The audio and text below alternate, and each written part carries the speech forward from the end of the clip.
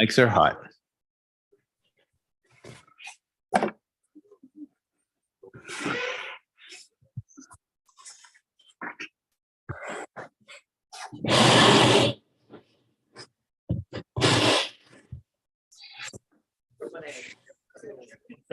I don't think so.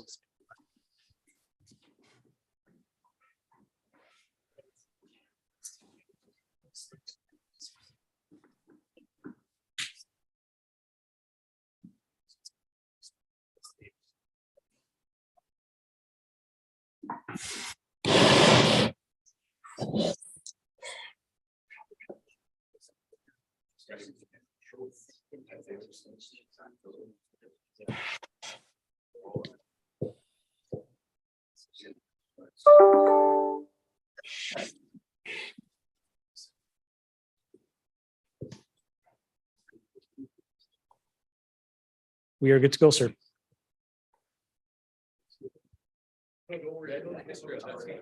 Good morning, everybody. It is February 28th. Welcome to Council Workshop. Seeing as how we have quorum here, as he rushes to his chair, I will call the meeting to order. It is 11 o'clock on February 28th. As usual, I'd like to acknowledge that the City of Maple Ridge carries out its business under traditional and unceded territory of the Katzie First Nation and the Kwantlen First Nation. Can I get a motion to approve the agenda? Moved by Councillor Carrera, seconded by Councillor Tan. All those in favor? It's unanimous. Thank you. Can I get approval of the minutes? A motion for the minutes. Moved by Councillor Carrera, seconded by Councillor Youssef. All those in favor? Unanimous. Thank you very much. Today we have unfinished and new business. We have the 5.1 Parks Recreation and Culture Master Plan Final Report presented by Stephen Slauta of RC Strategies. Did I say that right? Oh, even better. Why don't you come on down and tell us all the fun stuff. Good morning, Mayor Rumi, members of council. I'm just going to give a quick update before I hand it over to Steve. Not wanting to steal much of his thunder either, so I'll keep it pretty brief. We're here today to present the culmination of about a year's worth of work, which we're super excited about. That involved a fair amount of community engagement and researching and surveys and the whole bit. So proud to be here today, and I will pass it on over to Steve. Thanks, Danielle. There's a PowerPoint we just got. There we go. Okay, great. Thank you. Good morning, everyone. Good to see all of you again, and really excited to have the opportunity here to present the final master plan to you and what we heard from your community. In terms of the project or the presentation overview here, just do a very quick reintroduction to the project team so you can kind of remember who we are and you know, kind of some of our context on delivering the process here for you. Bit of a refresher as well on the master plan process and the various inputs that led to the development of the master plan. And then we'll spend the bulk of our time on an overview of the master plan, as well as the community feedback when we put the master plan out to the public and groups to review it. So who we are at RC Strategies, I mean, really, I'll just kind of very quickly encapsulate who we are. We are Parks and Recreation Planning Specialists. So that's kind of the consulting space we play in. Worked on a number of projects nationally. I'm based here in BC, but kind of our team's experience and our breadth of experience is pretty broad, which I think gives us a good insight into trends and best practices. And we're really honored to have the opportunity to work in your community. So how do we develop the master plan? The master plan ultimately was tasked with better understanding the current state of Parks, Rec, and Culture in the community. So we spent months and months and months learning about, you know, what's good, what's bad, what opportunities are. The master plan is also tasked ultimately with helping you identify some priorities and focus areas for investment. So it'll be a resource that you as decision makers can use when you have to make really important and in some cases really costly decisions on facilities and other aspects of service delivery. There are a number of key kind of topics that we were also tasked with providing some direction on in the RFP that we responded to. And then the master plan also presents a great opportunity to optimize service delivery and identify those areas that are maybe could be improved or already doing quite well and can be kind of re-embedded through more focus. I mentioned our process. Really a key step in it was phase 2 there, which is the research and engagement. So we spent, again, months and months of time learning about Parks, Rec and Culture in Maple Ridge. Out of that comes a notion of what the strategic priorities and directions are. And then ultimately that leads into where we are now, which is the development of a master plan and hopefully finalization of that master plan. Engagement inputs. Our goal was to really hear from as many corners of the community as we possibly could through the process. Obviously, we'd love to be able to go door to door and talk to every resident household. That's always, it's not possible. But what we want to make sure we do is have a bunch of different ways for different individuals with different interests in the community to provide input. So we had a resident survey, statistically representative and open. We engage with user groups and stakeholders through a combination of a web survey and some discussion sessions. We had some online crowdsourcing. We had some children and youth focus engagement, sounding boards throughout the community. So we try to do kind of everything we possibly could to hear from a diversity of perspectives. And overall, we had almost 2,000 combined touch points with their community. A number of other non-engagement insights were garnered through a bunch of other types of research and analysis that are up on the slide there. So of course, we want to understand different population and demographics, the state of your current infrastructure, benchmarking, looking at trends. We do spatial analysis of parks and indoor facilities, which helps us gain some understanding into access and things like that.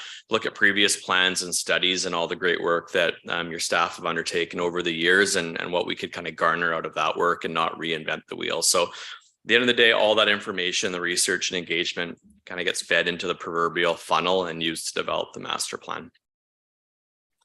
At the end of the day, there's 2 project documents here. So obviously the master plan, which is the document with the child on the left, and then on the right is a needs assessment and what we heard report, which encapsulates all of that research and engagement that I alluded to before. So that's a pretty extensive document that's kind of the holding place for all that detailed information. So I just want to go very quickly over some key findings from the engagement and then the research. So first bullet there, and I don't think probably any surprise to you on members of council here, that your residents highly value parks, recreation, and culture. That was a very consistent theme through our engagement. It's important to them. They see the benefits both kind of interpersonally, for their family and for the broader community in terms of making Maple Ridge appealing and attractive. There's a high level of use in structured or spontaneous types of activities. So obviously, organized sport tends to get a lot of focus, and it's really quite important. But there's a lot of activity in recreation and culture. It occurs on people's own time, on trails and playgrounds, and dropping into a gymnasium or the pool to swim. It's not necessarily part of an organized program. We asked a number of questions through our engagement about satisfaction with current services. And I mean, there's always opportunity for improvement, and not everybody loves everything, but generally speaking, satisfaction levels were quite strong. One area that maybe does have a little bit more opportunity to improve satisfaction levels would be with regards to communications and awareness of opportunities. The last point there, even though people are generally satisfied with a lot of what's going on for Parks, Rec and Culture, there remains strong demand for new facility development. Through the process, we heard a lot about how, community's grown and maybe development hasn't kept up with growth over the last number of decades, which would obviously be challenging to do given how much growth has occurred. With that said, varying perspectives on the financial impacts and willingness to pay to support some of that development. So people react that they want more. Not everybody is willing or able to pay for increased levels of service. A few other findings on the engagement. We look kind of a bit more into facility priorities, a lot of desire around outdoor amenity development and enhancement, but also recognition that we need to be conscious of conservation and preserving ecological value of some sensitive spaces. A lot of demand for trail development, but also some desire to improve kind of trail use clarity and guidelines to make sure the right users are on the right types of trails. In terms of our cultural capacity, we heard that there's quite a bit of opportunity to increase or continue working on more of a cultural vibe in Maple Ridge to develop kind of those, sort of that cultural, type of feeling here in the community. In terms of kind of stakeholders and groups, that we heard from them quite strongly that the community's evolving and, that's impacting their programming, and that there's also new, I don't want to say types of residents, but new kind of resident interests in terms of activities and focus areas and the real, the need to make sure we're continuing to keep equity and inclusion top of mind. The last point there, I think, is also quite important. We through our engagement, a lot of groups in particular and stakeholders were really challenged to differentiate between kind of Maple Ridge and sort of Ridge Meadow or more kind of regional broader needs. A lot of your user groups, they provide activities across kind of both areas, and they're not necessarily looking at municipal boundaries in the same way that you might as decision makers.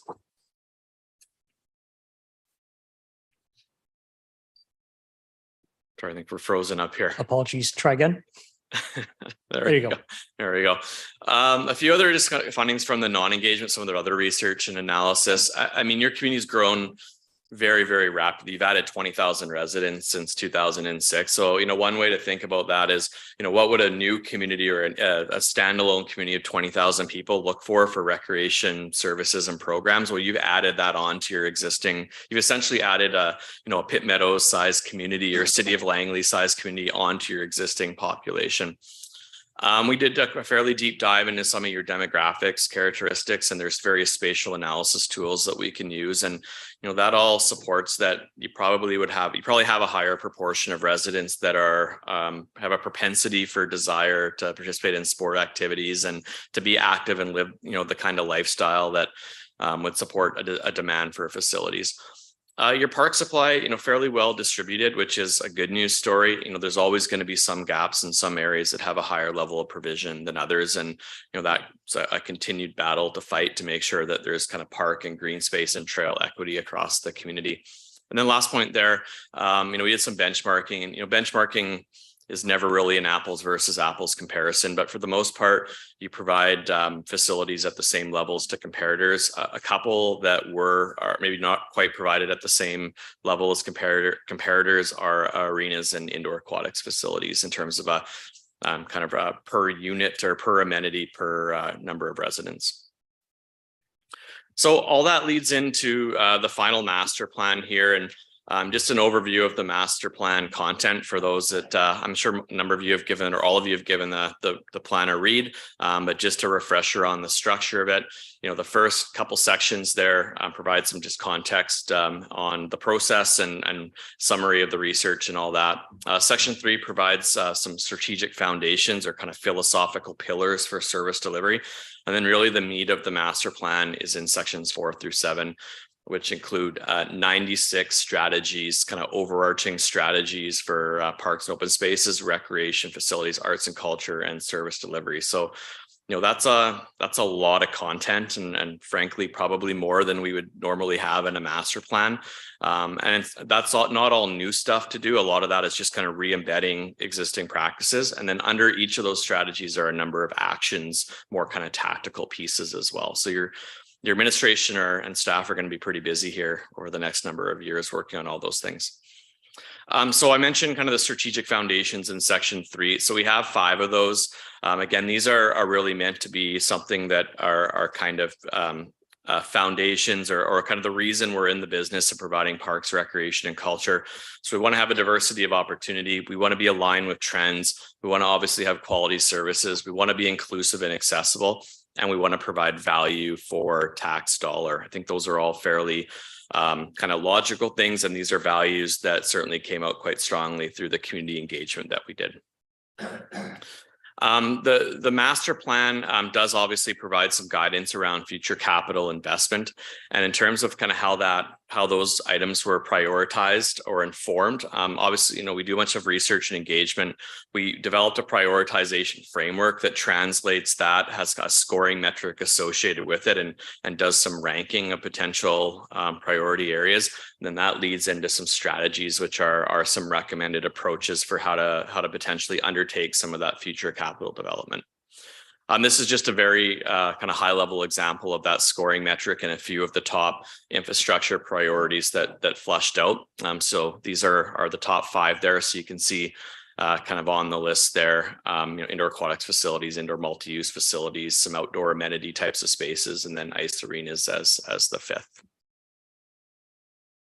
So just going to go very quickly through a summary of some of the key strategies. These obviously aren't all 96, just some ones that we cherry picked out that we thought were important to touch on in the presentation here today. So we suggest a refreshed classification system for park spaces, so a way of organizing the park inventory into different park typologies and levels of park provision. We identify the need for parkland and recreation land acquisition, so making sure that there's enough supply of space to provide a sustainable and quality level of park space. The third point there, I think, kind of embedded across all of the different strategy areas, and that's the need to just enhance data collection. And that's not unique to Maple Ridge. That's something we see nationally. Is just the sector has a lot of work to do in terms of collecting data and better understanding trends and how well our spaces are used, especially those outdoor passive types of spaces. We talk about the need for kind of some specific sites, to do some planning for some specific sites in the community as well, and having kind of a structured plan in place for those. Optimizing play infrastructure, so continuing to ensure that playgrounds and play spaces in the community are aligned with trends and best practices in outdoor play. We recommend the development of a recreation trails strategy as well as a trails committee to do a bit more of a deeper dive into trails than what was possible as part of the master plan. There's a strategy around the need for expanded community garden sites, supporting economic development in a feasibility study to explore camping needs via partnerships. So camping was something that I don't know if it was surprising or not, but it came out quite high through our prioritization process, and that suggests that there's a bit more need to kind of look into camping needs, but also do it with a bit of a broader regional lens to that. And then lastly on this slide here, just opportunities to make better use and optimize use of park spaces. Parks have a really great potential for community building and placemaking, as we all know, and just having continued animation and being creative around how to use park space is an important strategy. Looking at indoor recreation facilities, I mean, the first bullet there I think is extremely important. Obviously, there's a lot of demand for new development, and we do recommend some of that, but you have a very significant asset base of existing recreation facilities, and you need to continue investing in that so you don't get overextended and have leave a poor legacy down the road with subsequent councils. We recommend an aquatics analysis for a new second aquatics facility. So that came up again quite high through the prioritization process, but there's quite a bit of investigation that's required before you put shovels in the ground on something like that. And in the master plan, we identify quite a bit of guidance, or provided quite a bit of guidance on what that feasibility study should further dig into, which includes things like where it should go, so site options, potential synergies with other types of recreation infrastructures or support amenities, and then also operating models and potential partnership opportunities, and even just exploring kind of the scale or size of pool that is needed and the type of water space. We recommend in the master plan around ice arenas to expand by 2 sheets overall over the next decade or so, with one required kind of more in the near term in terms of what's needed to meet critical ice needs. And there's again some direction in the master plan about what should be explored through that further analysis. The 4th point down there, we suggest as a strategy developing a working group to develop program and space needs for a potential indoor multi-sport facility. So having a group of kind of sport enthusiasts and others kind of explore what that larger span indoor space could look like and who would use it and how much they'd use it and all that sort of things. The second from the bottom point there, we have a strategy around just kind of ensuring that the benefits of any new potential development, whether that's a pool, arena, indoor multi-sport facility, also considers other broader opportunities and space benefits that could be accrued. So an indoor walking running track would be an example of that. You wouldn't build a dedicated one. You'd have that, around an arena or as part of another type of facility. And those are usually fairly cost-effective things to do in the relative to sort of these bigger projects, fitness spaces, indoor children's play spaces, potentially. Those kind of things could be looked at as part of new facility development. And then we also recommend some service targets for neighborhood hubs to ensure that there's accessible quality indoor and outdoor space at a neighborhood level throughout the city. Some outdoor strategies here. We suggest the benefits of initiating planning for a pickleball hub, so kind of a home for pickleball, recognizing the growth of that sport, and likely we would suggest continued rapid growth of that sport. Second point there, working with Pitt Meadows to develop a sport field supply study. So back to my earlier point that a lot of user groups have a tough time differentiating between Maple Ridge and Pitt Meadow needs. In this particular instance, we would think that long-term needs for sport fields need to be looked at a little bit more globally than just specifically the boundaries of Maple Ridge, given kind of the dynamics of how sport field use works. The third point there, we've suggested as a strategy to consider retrofitting or adding a synthetic turf ball diamond based on the success of your existing synthetic turf ball diamond and just overall ball diamond capacity needs that we validated through the master plan. We suggest exploring through a feasibility study potential needs for a new outdoor stadium venue as more of a kind of a medium to long-term strategy, and seeing if that type of amenity is needed because it has bubbled up in the community before. And then the last point on this slide here, obviously you have an aging outdoor pool at Hammond, and there's going to need to be some reinvestment into that facility to sustain it if that's the desired direction. But ultimately, we suggest that that's best looked at in the context of the aquatics feasibility study, the indoor aquatics feasibility study, and in terms of kind of the need for that facility or not moving forward. Arts and culture, the overarching strategy here is just to continue to advance a lot of the great direction provided by your cultural master plan. That's a recent document. A lot of community engagement went into that, and it makes sense to just to kind of work towards a lot of the guidance provided in that document. Talked earlier on about the need to reinvest in recreation infrastructure. The same thing is true with arts and culture infrastructure, and obviously the ACT Arts Center is a significant asset for you, and going to need some reinvestment over time as well. Third point there, further integrating public art, we would suggest is there's some opportunity around that in recreation facilities, parks, trails. So kind of integrating arts and culture into those recreation and parks types of spaces. We suggest establishing a public art allocation for new recreation facilities.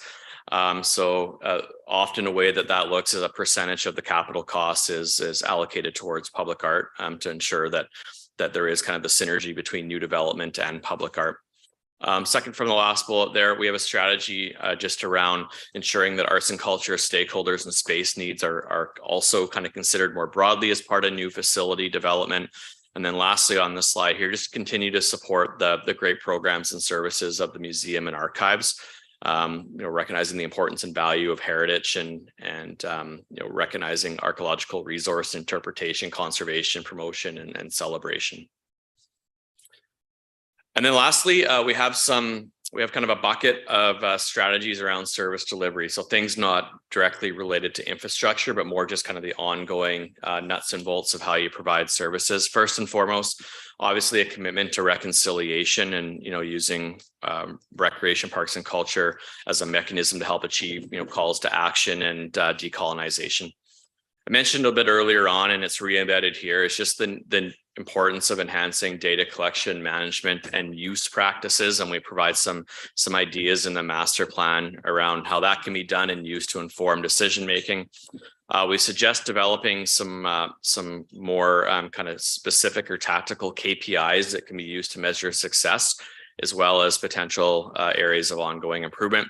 A focus on critical hours programming for children and youth. I would say the city's already doing a really good job of that, but it should continue to be a focus area. We provide a number of kind of tools that administration and just yourselves as decision makers can use on an ongoing basis to inform future planning work. So we have a capital project planning and assessment framework in the master plan. We have a tool that can be used to determine, make decisions on programming. So when to offer a program, when to retire a program, some triggers around that and so forth. And then we also provide some guidance on policy development focus areas, fees and charges, allocations, public art, and naming being some of the key ones. So just a last one here. I mentioned earlier on, the city's done some great work over the last 5 to 7 years with some other strategies and plans, and just the importance of resourcing those, some of the direction provided in those. And there's a number listed there that again, have really great direction and just need resourcing to kind of implement the direction provided by those really good documents. So in a nutshell, that's a synopsis of the strategies in the master plan. Again, certainly not all of them, but some of the key ones that we pulled out and wanted to share. And we reviewed the master plan with the community and just want to spend a few minutes providing kind of what we heard back from your residents on the master plan. So we had all the project documents available online. So we had the draft master plan, as well as that background research document, the needs assessment and what we heard report. And then we also had a kind of a summary document that we put together, recognizing that not everybody wants to dig into a few hundred pages of documentation. They want more of the Coles notes on it. We had the feedback opportunity available for a little bit over 3 weeks and garnered about 1,300 responses to an online survey, which was great. I mean, that's one of the better levels of responses I can recall in recent memory getting feedback on a master plan. So your residents were certainly really engaged at providing feedback.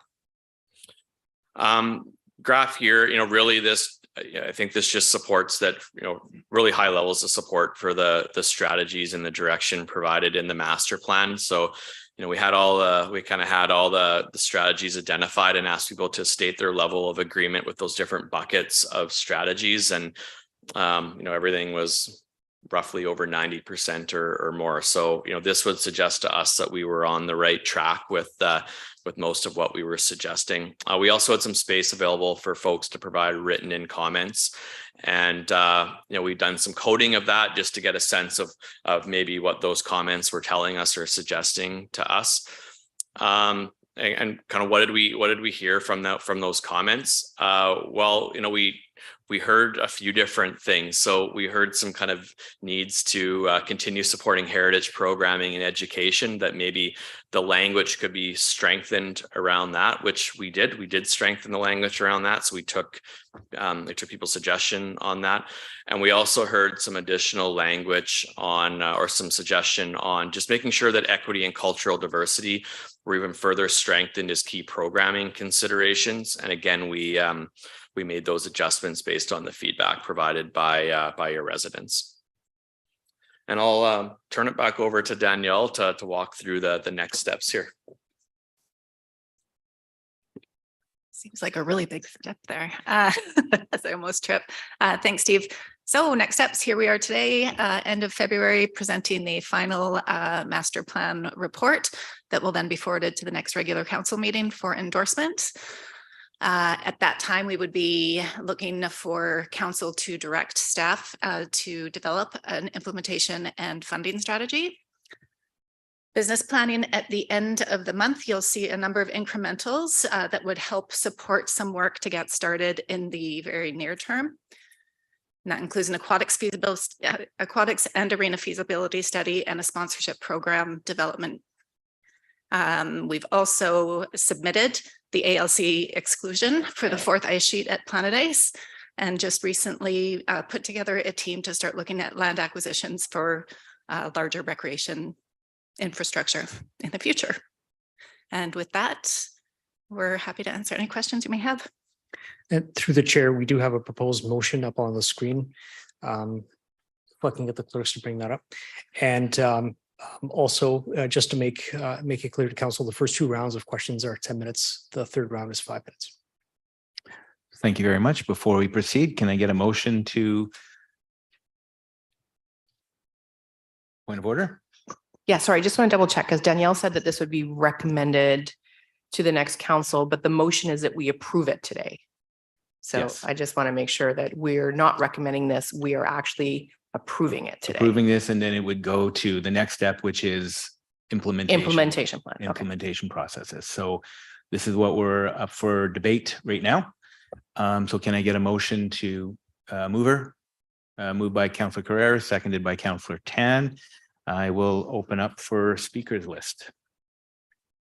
Councillor Youssef, followed by Councillor Carreras. Thank you, Mr. Chair, and thank you to staff for the report. It's wonderful to hear that what we've been hearing all along is actually what is coming forward. I have a few questions and some comments through the chair. First and foremost, when we're speaking about the trail systems and as was mentioned in the presentation that we're going to hopefully look forward to forming a trails committee and having a recreational trail strategy. I didn't delve, or I should say, let me know, please, through the chair to staff, if I'm getting too far into the weeds. But when looking at the trail systems, are we considering equestrian uses? Was that part of the feedback that we received? And do we have those considerations as well? Quads, dirt bikes, mountain bikes, and hiking, I understand were mentioned in it, but the motorized use, especially looking at the Blue Mountain and McNutt trail systems that we have here in our municipality that have been somewhat contentious for the different users, as one can imagine. If I'm on a quad or a dirt bike and different persons on a horse, there's going to be a little bit of interface there that needs to be managed. So is that also part of the strategy? And do we have the motorized as well as horses part of the trail users considered in our master plan going forward? Thanks for your question. I think, the strategy to do recreation trails strategy or plan would be, because we have heard that from community. There's lots of uses, and there's you chose the word contentious. There is some of this out there, so we would be looking at all of our users and how we can support everybody on our trail systems. Excellent. There are, of course, numerous organizations such as the Blue Mountain Motorcycle Club and others that are active here in our community, and ensuring that those trails are safe for all users is certainly front of mind, as well as allowing all the different users to be able to use our trail system. So thank you for answering that. I'm glad to see that. Moving on through you, Mr. Chair, when we're looking at the sponsorship program, I'm assuming that we're considering non-governmental organizations such as YMCA, for example, as well as private sector partnerships that would be coming forward to work with us as a municipality to provide some of those facilities and infrastructure that's needed, as well as, of course, other levels of government. We've worked quite well with the school district so far, but do we have then the ability and moving forward with the sponsorship program to include other levels of government as well as private sector and NGOs under that umbrella? Thanks for the question. Yes, to all of your questions within that. What we've placed in front of you is to achieve everything in this plan is going to be spendy in the long run. So we are looking at any opportunities we have to sponsor with private organizations, senior levels of government, and if approved during business planning, we would bring in a consultant to support that work and provide us with the valuation of what we have at hand. I think, Wonderful. Mr. Mayor, if I can just jump in here for a second, Councillor Youssef, my apologies. Your comments and / question had a number of different pieces to it. One was making reference to sponsorships. One was speaking to grants, and the other one was speaking to operating models. So just so that we're ultra clear and transparent here, we are looking at all 3 of those buckets moving forward as we look to our implementation plan. But I just wanted to recognize that there's a lot in those statements. I just wanted to make sure that there's clear understanding of what those statements meant. So that was all. Thanks. Thank you for that, Mr. LeBon. And through the chair, it's predominantly that I'm trying to squeeze in as much as I can, as I know Mr. Lavick Windsor's got the clock counting down on me over there. Thank you for that clarification. Mr. Chair, through you, when we're speaking about providing similar levels of arenas and indoor aquatic facilities, I look around the region and I'm seeing Langley and Poco specifically having put in some quite magnificent facilities as of late. Do we know how they did that? And do we have a plan to emulate that model or possibly surpass it in the facilities that will be coming forward? Yeah, we're all kind of Just looking a at. quick question. Yeah, thanks for the question through the chair. In terms of the benchmarking analysis, I can kind of speak to that broadly, that like we don't look at quality of facility provision through that research exercise, because it would be extremely almost impossible to do that. We just look at quantity of provision. So number of a unit per, number of thousands of residents in that case. So in terms of how those other communities have undertaken those projects, that's a complex answer, and it's a bit different in every one of those communities. Thank you for that. Through the chair, when you say we're looking at number of facilities, are we on par in the number of facilities that we provide with our comparators? No. Yeah, with the exception of arenas and indoor aquatics, those are the two that were identified as being, I guess, deficient in terms of just benchmarking comparison. But again, that doesn't take into account the attributes of those facilities. So, you can have a really well servicing pool, or you can have a pool that doesn't service well. We're just counting that as one unit within the benchmarking comparison. Okay, Yeah. That clarifies a good bit. Thank you for that. 3 more points, Mr. Chair, and if I need to Can go we- to round 2, we're- I will. You're up at your time. So round 2. Perfect. Sounds Thank you, good. Mr. Chair. Thank you to staff. Thank you very much. Councillor Carreras, followed by Councillor Schiller. Thank you. I have a lot of questions. I'm sorry. Okay, so some of these might just be really quick technical pieces for clarification before I start to go into some of my questions around sort of the broader pieces. First of all, thank you so much for the beautiful land acknowledgement in the beginning of this. I think that it's important that Parks, Recreation and Culture finds a way and hears from and listens from and learns from our Indigenous community and the work that they did for over 10,000 years in protecting the land. What I did see lots of recommendations in here. Were there any recommendations, and maybe this is going to come in the implementation plan, is obviously our relationship with Indigenous peoples, we need to improve that.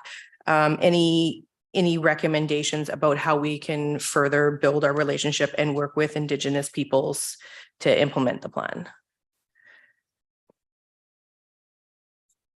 Sorry, there was a lot in that one. I'm sorry. Yeah, you can see my wheels turning. Yeah. Personally, super happy to see that raised to the surface throughout the community engagement. Parks, Recreation and Culture, all our staff are really excited to lean in on that and start that work. There is not necessarily recommendations on how we get there. However, knowing that the community is looking for that from us, we're looking forward to starting to rebuild those relationships. Thank you. Next question, page 6, which is just the strategies, the summary. The community gardens piece, I have a technical question around this piece. I'm so glad to see community gardens in here, because as we build up in the downtown, the need for community gardens is going to expand. And especially in the What We Heard report, gardening was right at the top as people's happy place, right? So, which surprised me, because but pleasantly surprised me. So the 2 strategies. So one is expand community garden supply with a priority on providing this amenity in parks and appropriate amenity and use characteristics. And the next one is the exact same wording with the addition of the vacant city-owned lands. And I just wasn't sure, is this one and one word got inserted, or are these totally different? They are different strategies. So one is within our existing parklands, but and then we're also looking at city-owned lands that are not being used for any purpose at this point. And I can share with you that likely in the coming weeks, you will see a grant application come before council for endorsement to support us moving some of that work ahead on some city-owned properties. Okay, thanks. And again, this is probably a piece that'll come in the implementation is youth focused spaces is a priority for healthy communities. And I know there's a youth strategy that was developed a few years ago. I do like that it's telling us to work on those strategies and fund them because they're really important strategies that have already been developed. As we go into the implementation, any way to include youth in any of the working groups or prioritize youth, it's just throwing it out there as something that would be helpful for me. And I think helpful for us as a community to have that youth voice. The question around we need all these facilities, but we don't want to pay for them is a tough one for any community to deal with. And, you know, I did like reading the what we heard in the needs assessment really identified where we were lacking in some of these pieces. And in particular, some big infrastructure pieces that we're lacking. Do we have data? I mean, everything in me tells me that, you know, not moving forward on some of these healthy pieces will cost us much more in the long run with an unhealthy community. Is there any data around that we could use in sort of explaining to the community around why we would need to move forward with some of these big pieces and how spending the money now could be cheaper than in the long run when we have an unhealthy community? Yeah, thank you for the question through the chair. So as an associated scope of work, your staff undertook some assessments to help inform the master plan, which is summarized in the needs assessment report. So like just in terms of dollars and cents, you know, the further you delay doing things, you know, it's like your house, right? Like that everything kind of catches up to you at some point. So I think there's kind of that intuitive piece in terms of like the more like recreation value of not doing things, like translating that to like unhealthy residents by, you know, not doing something. I mean, honestly, I think that's a sector-wide gap a research gap that we need more, you know, Canada-wide data on, but it is intuitive as well that if you don't meet needs, then you're going to have poorer health outcomes and, you know, things like that. Thank you. And I imagine we'll see some of that in the EDI, MDI, and now we have the YDI in our community as to how our youth are progressing and are we seeing positives or negatives from the EDI to the YDI. How much time do I have left? We got about 3.5. Yeah. 3.5 minutes. okay. He's the official timekeeper. Okay. And then the other bigger piece I've talked about this before is around these different strategies and different master plans. And I think this might be more of a staff question is how do we fold these all together? And some of the things we've heard about is, well, this one's not including some of the climate change pieces, or maybe we need to have some more of the active transportation pieces in here. And how do we differentiate what actually goes into this one and what goes into, you know, the active transportation plan, which is ongoing right now, what goes into a larger climate action plan? I mean, the strategic plan for this council isn't out. It hasn't been approved yet.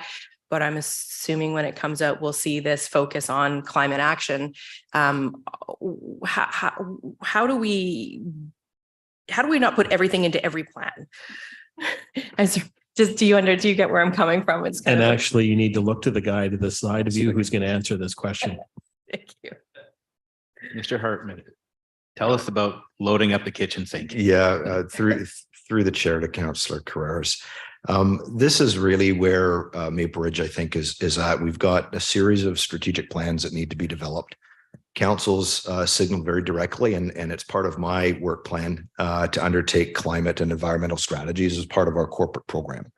And so what we want to avoid doing is having all of our plans have exactly the same buckets in them. And we want to make sure that what we have is some overarching corporate policies around that. And as council's aware, and you've had these conversations during orientation, that you've signaled to staff and to me and to our senior leadership team that climate action is important as an example. And so as you're aware, we'll be making some announcements later in March around a climate action summit being held in Maple Ridge. And that'll start to inform corporate policy that will be infiltrated and put into all of our action plans as we move forward.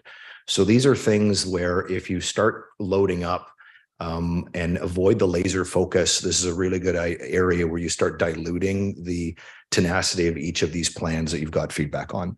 And so the approach that we're taking right now, and this will come up during business planning, it'll come up during our staff work plans as well, is making sure that we have a line of sight and horizon on these key fundamental issues that are facing not only our community, but also society as a whole. Climate being one of them, environmental stewardship being another, and reconciliation being a third. And so these are things that we need to be putting across the entire organization from coast to coast as we develop these individual plans that allow us to put rubber to road and gain traction to move the community forward. And so what's in front of you now is feedback from a lengthy process around Parks and Recreation services and infrastructure. And what the recommendation is, if council's comfortable with that general theme, then the next evolution of this is staff are going to go away and work on an actual implementation plan based on the report's recommendations. And that'll form probably a 5-year financial cycle, because we're not going to be able to lift it all at once. And so this is going to be some requests coming in end of March on business planning that's going to allow you to start moving your initiatives forward and moving the community forward based on some of these priorities. In addition, as I said, we are working on a series of climate strategies and environmental strategies that will be coming forward, hopefully later in March, with announcements to the community for community forums and roundtables around these key priority areas. In addition, Mr. Smith and Mr. Pollock have been working on the transportation master plan. And so how this links into our trail system and our cycling network and our multi-use pathways are really incumbent upon that to provide us that lens and that laser focus while we start tying in some of these parameters. So it's a bit of a science, a bit of an art as we go through this, but because we have 15 of these things all in play at the same time, we can't have them all say exactly the same thing, because you're going to start diluting the details that the community's given you with the feedback. So from a staff's perspective, what we're trying to do is look for the common themes, and then we'll look from coast to coast across the organization on those key areas that you've talked about, which is affordable housing, talked about reconciliation, you've talked about climate and environment, you've talked about economic development, and making sure that we have a connected community for both of our active transportation as well as our passive transportation. So those are the things that we need to be doing from a staff perspective that better supports the direction of council. Thank you. Thank you. Round two. I'm good. Yeah. Okay, Thank you. good. We're going to move to Councillor Schiller online, followed by Councillor Tan. Good morning, everyone. Can you hear me okay? Yes. Thank you so much to staff and the consultants for the report and the presentation. It's great to have some data and some facts to sort of back up some of these conversations that we have in the community around the wants and needs for recreation. So I do have a lot of questions, and my goal is to sort of start at the higher level and work my way down. And it is a lot of information that's in there. So, if there's just something that I've missed, or I apologize, and feel free to point that out to me. So a lot of information in this plan. I've also spent some time looking at the previous plan from 2010, and there's a lot of information in the 2010 plan, some of which I see carried forward into this current plan, but some of which I don't. And so I was wondering if someone could speak a little bit to how this plan was developed, specifically in relation to that 2010 plan. Was there a review of the actions and objectives there, and how was that carried forward? The reason I ask is just because we all know that so much work does go into developing these plans. And so I just sort of like to hear how that work was carried forward. Thank you for the question through the chair. Yeah, I mean, absolutely. We reviewed the 2010 master plan. A number of us on our team did. And I mean, some things were kind of logical to carry forward. So the park classification system, I think, would be one example of like the classification system in the 2010 plan was a good basis for the classification system that we reflect in the 2023 master plan, I guess it is now, but refreshing it based on obviously, a 2023 moving forward context of the community and some of the growth that's incurred.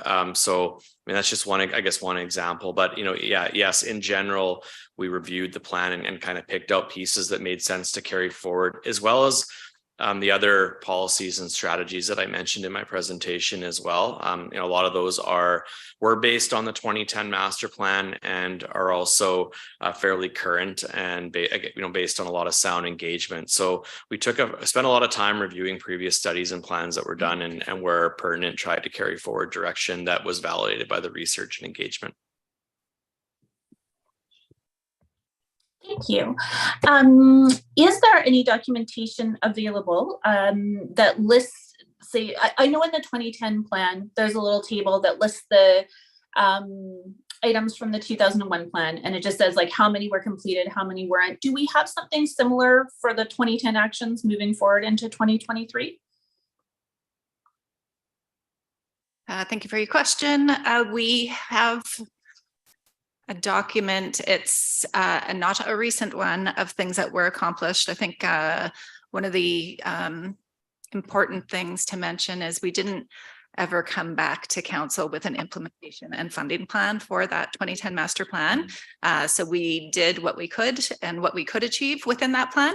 But there is definitely a number of a large number of items that were completed through the 2010 plan, if that helps. Thank you, Danielle. Yes, absolutely. And that was sort of one sense I had in reading through that plan as well. There was so much great stuff in there, but I can appreciate that without any funding or implementation plans attached to it, that really prevented probably some things from going ahead. And I'm glad to see that we're moving in a different direction with this go round. So I appreciate what Mr. Hartman has said about, not putting all the things in all the plans. Nonetheless, because Parks does represent a great part of the publicly owned green spaces that we have here in the community, were climate change considerations taken into account at all during the development of this plan? And if so, I'd just love to hear a little bit more about that. Yeah, I'll maybe pass that off to the CEO for further comment on the status of the climate change plan. But yeah, I mean, generally, when we do all these plans, we take into account best practices in climate change and sustainability, and particularly obviously around the park type amenities. So the needs assessment document has some trends and best practices on that, and that's also reflected in some of the key values that are in that section 3 of the master plan. Through the chair to Councillor Schiller, with respect to the impact of climate with our findings, that'll be the next piece of work coming forward, is the actual implementation plan, which will then allow us to develop the lenses we need to ensure that we're building any types of infrastructure to meet the requirements, not only our carbon footprint, but minimizing the impact on the environment as we move forward with providing services to residents based on the findings found within the master plan. Great, thank you. And, of course, part of the reason that I ask is just that I think that these green spaces provide such an important environmental service to the community. And so I think it's important that that is reflected in our documentation. Thank you all for that. I will leave it there for round 1. Mr. Hartman. Through the chair to Councillor Schiller, one more piece of work that is at its infancy but underway in parks and operations is an urban forestry strategy for the municipality to properly address the concerns raised by the community and this council with respect to green space and the stewardship and the environmental protocols needed for us to maintain our urban canopy as we develop and densify in certain areas of Maple Ridge. So that piece of work is currently in its infancy and underway, and that'll form, again, part of this bigger narrative as we move through some of these master plans, and will form the next piece of work for the next 4 years of this council. I am very excited about that. Thank you, Mr. Hartman. Thank you very much. We're going to move to Councillor Tan. Thanks, Mr. Mayor. To no one's surprise, I have a long list of questions, so feel free to cut me off when my time is up. So thank you, staff, and to Stephen for this report. I think there's some things I'm really excited about here. There's a few things like the aquatics facility that we need, and that clear focus is something I appreciate. Things that are more innovative as well, looking like at climbing facilities, things like that. I see the push to drive forward here, and I really appreciate that innovation. My long list of questions comes from both being new at this and not understanding the lay of the land with Parks and Rec. I've worked in total 0 years in Parks and Rec, so there we go. And also just making sure I really fully understand this before I approve this plan. And maybe just picking up on Councillor Schiller's point about the environment here. I think there are two things here. One, I think there's the art of making sure that if we that folks who don't, I think there's something to be said. I understand Mr. Hartman's point about that overarching corporate strategy then influencing all the strategies underneath that. And I think there's also a piece here that when the community looks at this plan, that they understand where that we're trying to go, that each plan that comes out of this council needs to demonstrate clear climate leadership. And so when I looked at this plan, I don't see the wording here that to me supports and conveys that. And I understand that overarching strategy will help with that. And I understand this master plan will have something like 10 to 15 years of life. And our strategic plan will have 4. Hopefully longer than that, but who knows? And that's why I think just maybe trying to flesh out and add to Councillor Schiller's point. I think that piece is what struck me when I looked at this. And I think one, there's the spirit of it. So when spirit being sort of, and when I think about the wording, when I looked at the strategic objectives, for example, I saw 5 strategic objectives that made a lot of sense to me. I saw also like inclusivity and access, which does also sit in my understanding under will be a key theme in our strategic plan. And so when I saw that, I thought, why not have, and I'm open to comment and suggestion on this, why not have climate leadership and environmental stewardship, which is something that our community has clearly demonstrated to us in the resident survey, that is important to them. Why not have it sit there? And just, I'm open to sort of suggestions of how to wordsmith that, where that lies, but I think that spirit is important. And the second thing that I'll just add to that before turning it over to the chat to staff or comment is I think that in terms of like the science behind it, I think that I'm interested in things like the urban forest management strategy that Mr. Hartman put out. And also things around, because I think the tree canopy piece for there was not as fleshed out in this document as many other pieces are. And I want to make sure that piece is a loss along with other green infrastructure portions. I want to make sure that it is clear to every staff member that comes through the doors, maybe 10 years or 10 years later or whenever, that this aquatic center has to be built to key. It has to be a climate leader. There's no way around it. It has to be a climate leader. And I know that building gets, I know that engineering that gets, I know that planning gets that, but I think I want it clear that it sits there. So again, it's both the spirit and also the things like the key things that will help us mitigate climate change, like tree canopy, wasn't as fleshed on this plan. And that's what gave me concern. Would love to hear input on that. Well, I don't know where I start. Probably the last part of your questions, I think, Councillor Tan, with regards to traction and with regards to demonstrating leadership. So you're right. The PRC master plan doesn't go into an inordinate amount of detail around what does the benefits of having an urban forest strategy look like? Because quite frankly, we don't know what that strategy looks like until we do the work. So that's why you're not seeing a lot of the additional details that I think you're looking for.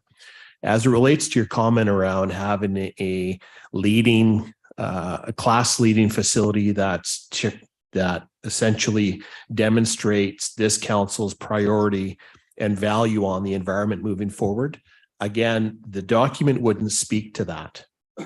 But as we get into the implementation plan, as we get into the building design process eventually, you'll see where our current practices and our policies stand as it relates to demonstrating that environmental leadership. So as an example, the Albion Community Center was designed to a LEED Silver standard specification. So we have the electric panels, we have the grassed roof, we have some other design elements that we've captured into that building.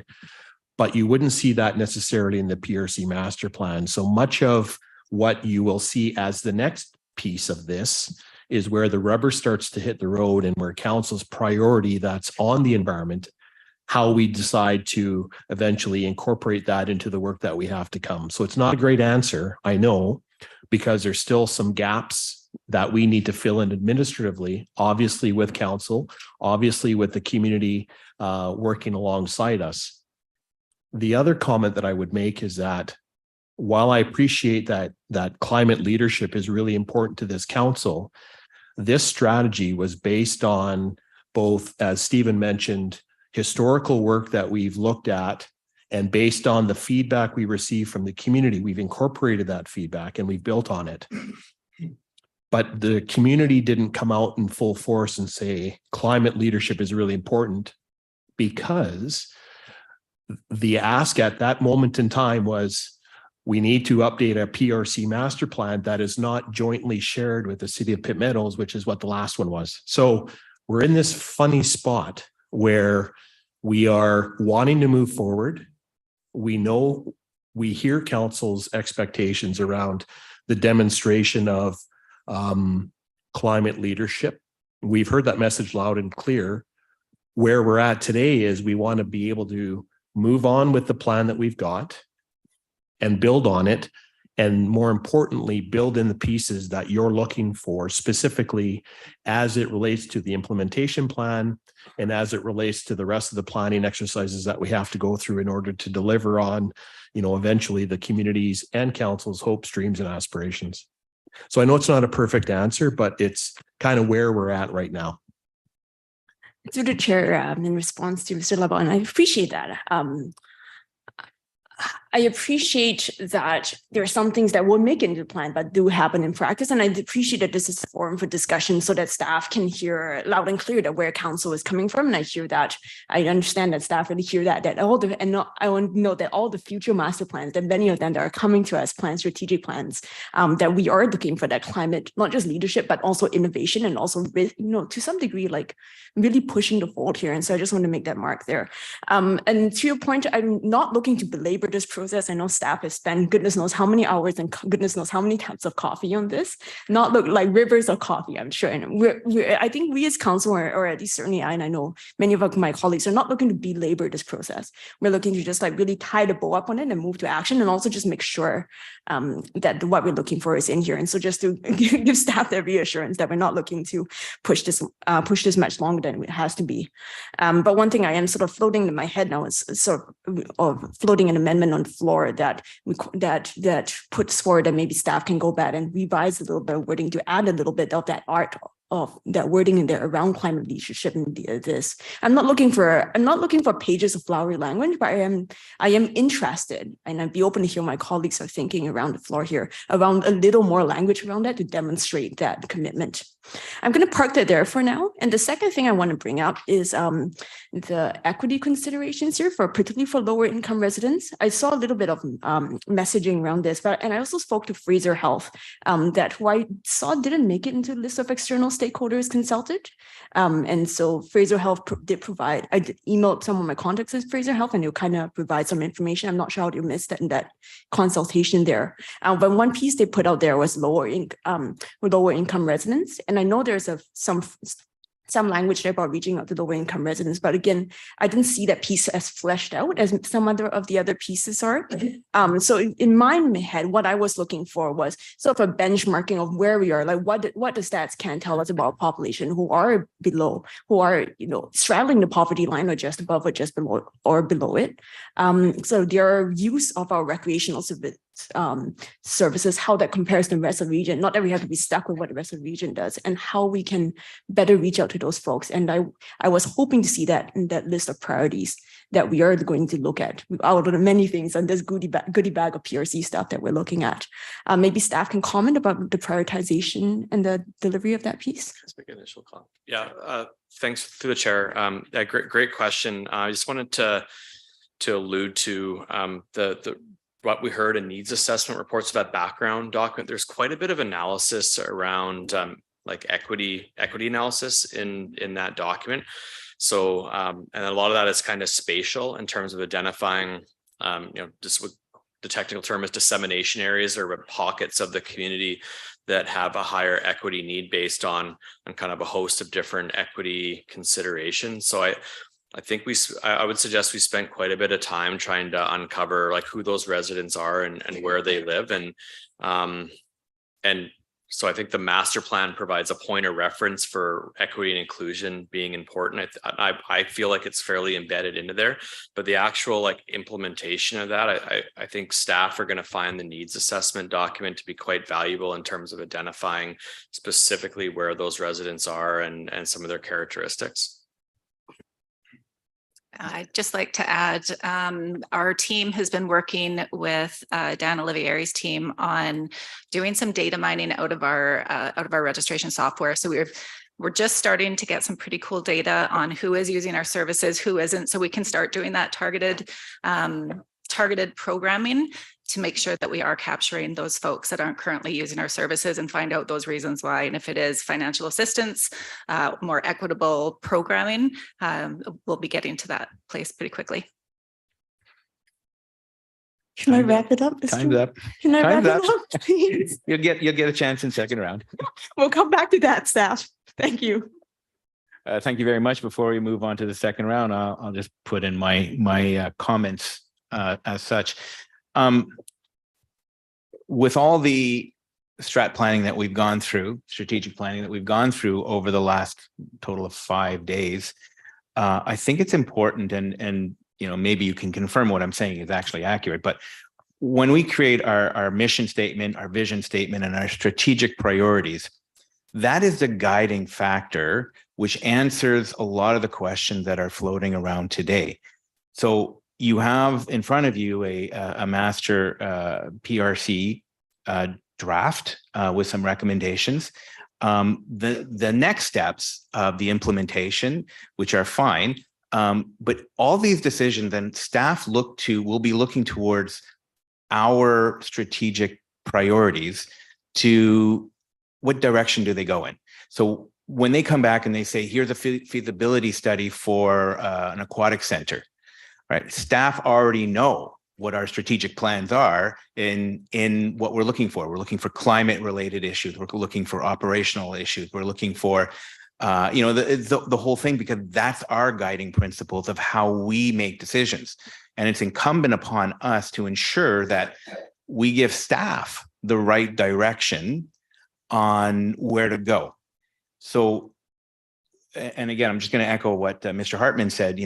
I think sometimes we have to resist the urge of just overflowing the report, which then could possibly start to confuse issues as to where it goes. So when I look at this, I look at, here's the master plan. How does that relate to our strategic plans? And then that's when we start to implement, that's where you start to see what that aquatic center looks like. Is it going to be a cheap building, or are they going to be set up to LEED's standard, right? So I think it's important to recognize, and perhaps you can confirm that is correct when we look at these things.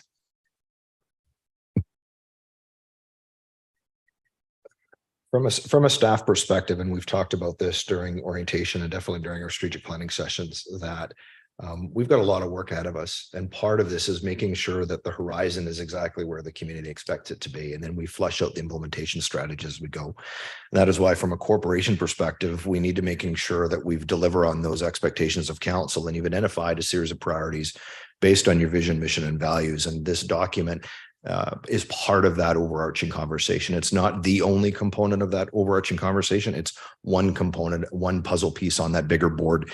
And so, as Councillor Carreras was alluding to, is how do we go about doing that? Well, part of the strategy that the corporation will be undertaking is, as we line up these plans, and Ms. Pope spoke to the challenges of the previous plan, was not having a proper funding strategy with actual implementation game plan to move the needle forward and to move things forward.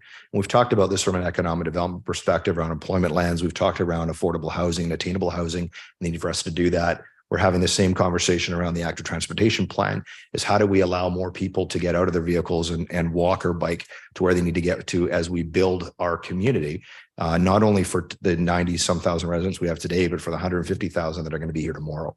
This master plan sets the tone and the guiding vision for where we want to end up heading. And then it's incumbent upon staff and through council's guidance to be able to flesh out the details of the strategy and making sure that it aligns corporately around some of the fundamentals that we need to be able to do. And that includes things like reconciliation, climate, urban forestry, environmental responsibility and stewardship, to give, as council's identified, leadership in these key areas that are funding out part of your overarching strategy. So Mr. Mayor, in concurrence with what you're saying, this is one of those pieces. It's not the silver bullet because there's a whole bunch of components that need to pile into these direction, but this gives at least the corporation some general direction as we go from a horizon perspective to flesh out the details of an actual implementation strategy that council has a little more control over as we go through the financial processes of buildings, moving this whole narrative forward into the future. Thank you. Round two, Councillor Youssef. Thank you, Mr. Chair. Now that I got all my questions out of the way, I'll just get down to comments. Firstly, starting with service level targets for neighborhood hubs, I am hoping that I'm reading that correctly, that translates into those smaller neighborhood parks that would then, as of yet, don't have facilities. As a father of young children myself, and having been out there on those playgrounds and in those parks when other parents of young children needed a facility, they had no choice but to run home. So I'm hoping that that's going to be there and we can provide that facility for our community. Secondly, through you, Mr. Chair, on community gardens and urban forestry, I kind of look at the two as part of the same with, of course, their own distinctions. I'm hoping that moving forward, our focus will be on food provisions on the community garden side, and then with urban forestry that we also have a focus on pollinator friendly plants for the birds and the insects and mammals, and actually even the biodiversity of our current system. There are reports that I believe I've shared with staff, both out of the Yale University and the Royal Society Publishing, that speak to how cities can be part of the solution of sustaining that biodiversity and moving forward on that. Happy to share those reports again if they got somehow lost in the weeds. Third point through you, Mr. Chair, when it comes to our indoor walking running track, I know that we like to come up with our own solutions, but please forgive me on this one. I'm going to fly the flag back at the University of Nebraska-Lincoln. Being the resident Cornhusker, we have this track that's elevated just above a basketball court and allows for great use of space and actually works very well. So I'm hoping that'll be a consideration for staff as well. And go Big Red. As a Cornhusker, I still fly the flag. Lastly, through you, Mr. Chair, when we're talking about business planning and incrementals, I hope staff will consider the property tax implications going forward. Having seen the numbers coming up from around the region, both Surrey and Vancouver, it's quite scary. And of course, Mr. Thompson can attest to the fact that I voted against the budget for the last 3 rounds. And then finally on the last year is where I was able to get to a place where I was able to vote for the budget. So just putting that out there as a point to staff to really give us value for our tax dollars and to show the residents that their tax dollars are being spent efficiently, and to provide exactly what they've asked us for through their input that comes as part of this Parks and Recreation Master Plan. Thank you very much to staff for the great work that you've done on this. Wonderful to see it come forward. Thank you to our consultant as well for all the work and endless hours, I'm sure, that have gone into this. Thank you, Mr. Chair. Those are my comments. Thank you very much. We're going to move to Councillor Schiller. Thank you. Through the chair to staff, just in going through the plan, I did want to certainly highlight some of the things I'm very excited to see in there. Community gardens. I'm glad we're engaging with our active dog owner population and looking to address their needs. And there was, definitely a lot of things in there that I see as being very forward looking that I'm excited about. What I would like to talk about a little bit right now is the reality that we're in terms of the growth that our community is undergoing, the densification of our downtown core, land prices, and the need to provide green spaces, to our residents for human and environmental health reasons. So on the in section 4.3.1, overall park space supply strategies, this is in regards specifically to neighborhood park provision. There's a line at the end that reads, as the city grows in population, park development will need to occur primarily through the development process. So I would like to just hear, I think this is probably a question for Mr. Hartman as opposed to Parks and Rec staff, but I think this is a valid statement that park acquisition and development will need to occur through development. And what are some ways that we currently are, or that we can in the future, ensure that we are making the creation of green space a priority as we develop? Through the chair to Councillor Schiller, you have an OCP document that deals with the densification in certain areas and the zoning regulations within our community.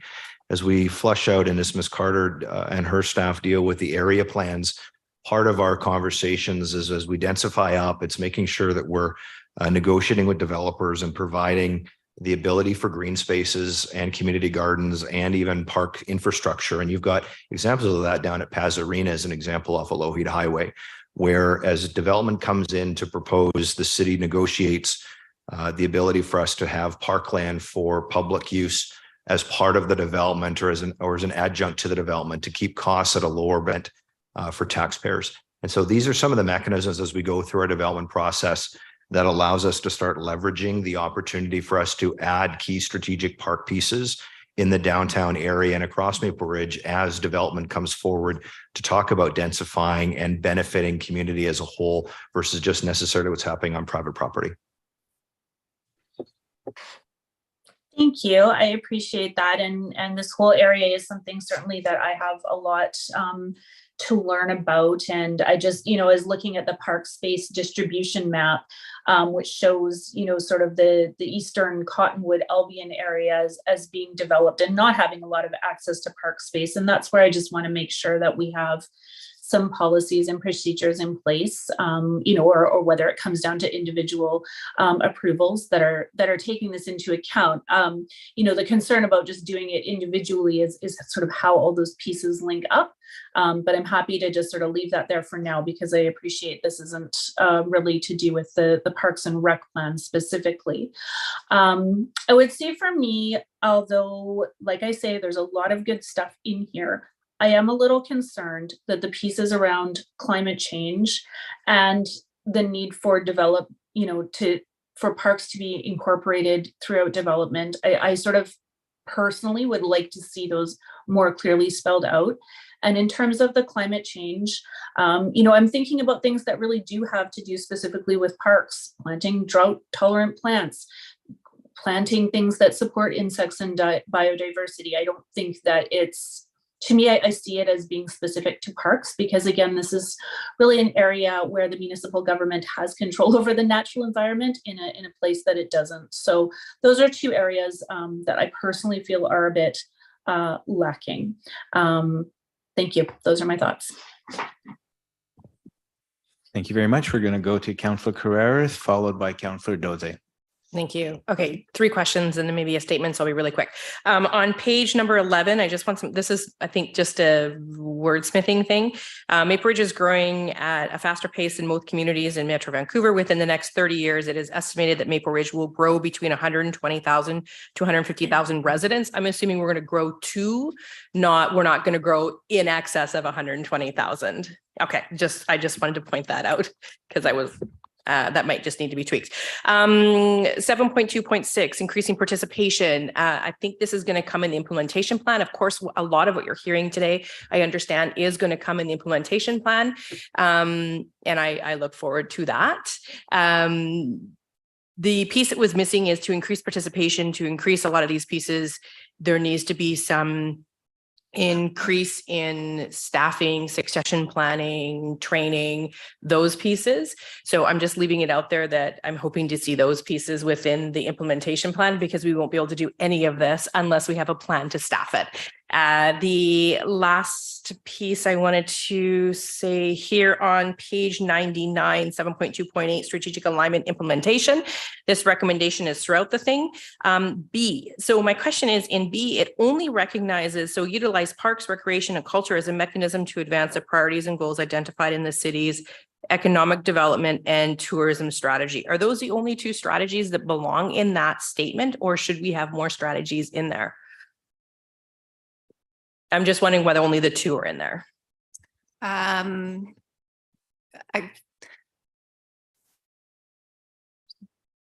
economic development and the tourism strategy were directly attached to this because there is some crossover between the work that we do and can kind of join forces with Mr. Westover and make some advancements in those areas. I feel there's other ones that we are feeding into through this process. So through those almost 1,300 surveys that we got back and those open-ended questions, we did hear things like climate change, which we're passing on to the appropriate area. We did hear about all ages and abilities, cycling. There's information I need to pass on to Mr. Westover about entertainment district. We heard a lot of information, right? That will go to the appropriate departments at the right time. Okay. And then how much time do I have left? You still got about 5 minutes. 5 minutes? Oh, okay. Oh, we have 10 minutes for this round too. Oh, awesome. Okay. Then I don't need to go to third 4 round. minutes now. Okay.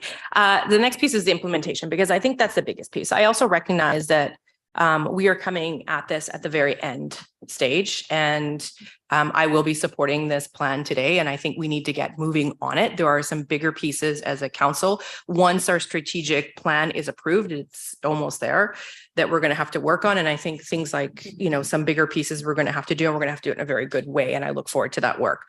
But the implementation plan is going to be the biggest piece that we have going forward. And I think that many of us have sort of identified some of the things we're going to be looking for in the implementation plan.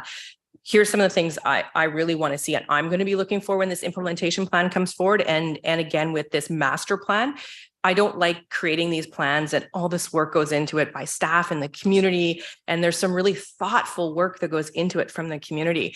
And I don't want to ever see any of these just go on a shelf and collect dust. For me, it's about how does this come back to us, whether it's in an annual review of the implementation plan. What is the cycle for a master plan? When does it get triggered to come back to us to relook at that master plan? And how does that a strategic alignment look? Here's the master plan, here's the implementation plan. How's the implementation plan go into business planning? And then how do we review it? Because this is a great plan, but when it comes to business planning and it goes through that cycle, we may not be able to implement everything, and those timelines may change. So for me, it's about looking at, I want to be able to know that this is coming back to us. We're relooking, we're checking it, and there's measurable goals here. Like when it comes back to us annually, what are we doing, or how are we reaching these goals? And what does that look like? What have we done, and what are we doing going forward? And then the other piece I just want to say, we talk about 96 strategies. And it's really actually hundreds of strategies, because when we're linking the good work of like the Walking Together culture plan, which I know Ms. Pope talks about all the time, it's award-winning. I participated as a citizen. It is an amazing plan, but that has a bunch of strategies. The youth plan has a bunch of strategies in it, and the childcare plan has a bunch of strategies in it. So I just want us to be cognizant as we're looking at the implementation plan, that it's actually more than 96 strategies when we link all this other good work to it. Anyhow, I think this is great work. I'm grateful for everybody who participated in it. And I am really looking forward to the implementation plan. And I think it's important that we move forward with this and get going on this. And the other bigger pieces, we get going on those, but in a different venue. So thank you. Thank you. Councillor Doze. Thank you very much, Mr. Chairman. And I want to say that I'm quite excited at this particular report. It is my clear understanding that a master plan is just a high-level idea of what we are going to be expecting or going to see at the end. And for now, it has to be at that high level. It is also my understanding that we will be expecting a more detailed document when it comes to the issue of planned implementation. But one thing I want to re-emphasize is the fact that this council is very interested in climate and all that goes with climate change and the rest of it. And as a precursor to what we'll be expecting in the future, I would like to see a situation where every document that has to do with development will show, even if it is a line that will carry us along with this climate change and our perspective, we want to say, for that particular thing. But I do know that when we comes to implementation is when we will be expecting to see how these are married to all the other sections and all the other ideas that are being floated here. So my point actually is that I want to say thank you to those who put a lot of work in this, and I'm going to approve this as a matter of fact because I see a lot of positive things in it. But I want us to be clear in our heads too that the plan could be as wonderful as we may say it is, but we have to also be thinking about the implementation, the timeline for it. I want my name to be in the list of those, like we say in one of our church songs, that when the saints go marching, I want to be in the number. I want to be part of the positive movement that is changing Maple Ridge, providing this facility that we have all longed for. So for me, I want to see speed in the implementation of this particular document. And I also want to recommend that we also look at the funding, the cost of it. Some of my colleagues here mentioned budgeting and all what have you. It is very important for us to know that time has come for the city of Maple Ridge to start thinking outside the box and start looking at possibilities of getting things done, even if we don't have the cash to put down right away for it. There are so many options out there that could be reviewed and discussed. So I want to recommend that staff begin to think outside the box. And I'm sure that we have people who know what I'm talking about and who know that there are options that they can present to us. But I want to say that just like Councillor Carrera said, I don't want this document to gather dust on the shelves. I want it to be implemented, and I want to be part of the implementation. Once again, I want to say thank you to the staff for all the great work they did. I look forward to approving this and moving on with these projects. Thank you very much. Thank you. And Councillor Chan. Thanks, Mr. Mayor. I take Councillor Doze's point about high level and I take your point about high level, and now I'm timing myself. Oh, I didn't press start. There we go. So I'm going to change my strategy because I'm on under a strict time limit here. And just to wrap up the subsidies, or not the equity access for folks who are low income, I take the point about master, like staying at a high level, and I think it's part of us working together as new council and staff, and because understanding that for me, when I see inclusivity and accessibility in a strategic plan, I see that in every strategic plan, and to me sometimes it's just words. And so when I come to this master plan, when I see that it's a fairly small section, even though it's in there, then I don't know where the prioritization is. And so I think that comes with just part of us learning to work together. And if there's another forum for me to dig into more of the weeds, I'm happy to, rather than boring everyone at the council table, but I'm happy to hear recommendations on that. So I think I'll just put that there and I'll just say that I'm interested in that being a priority piece when the implementation plan comes along. And I'll just say noted.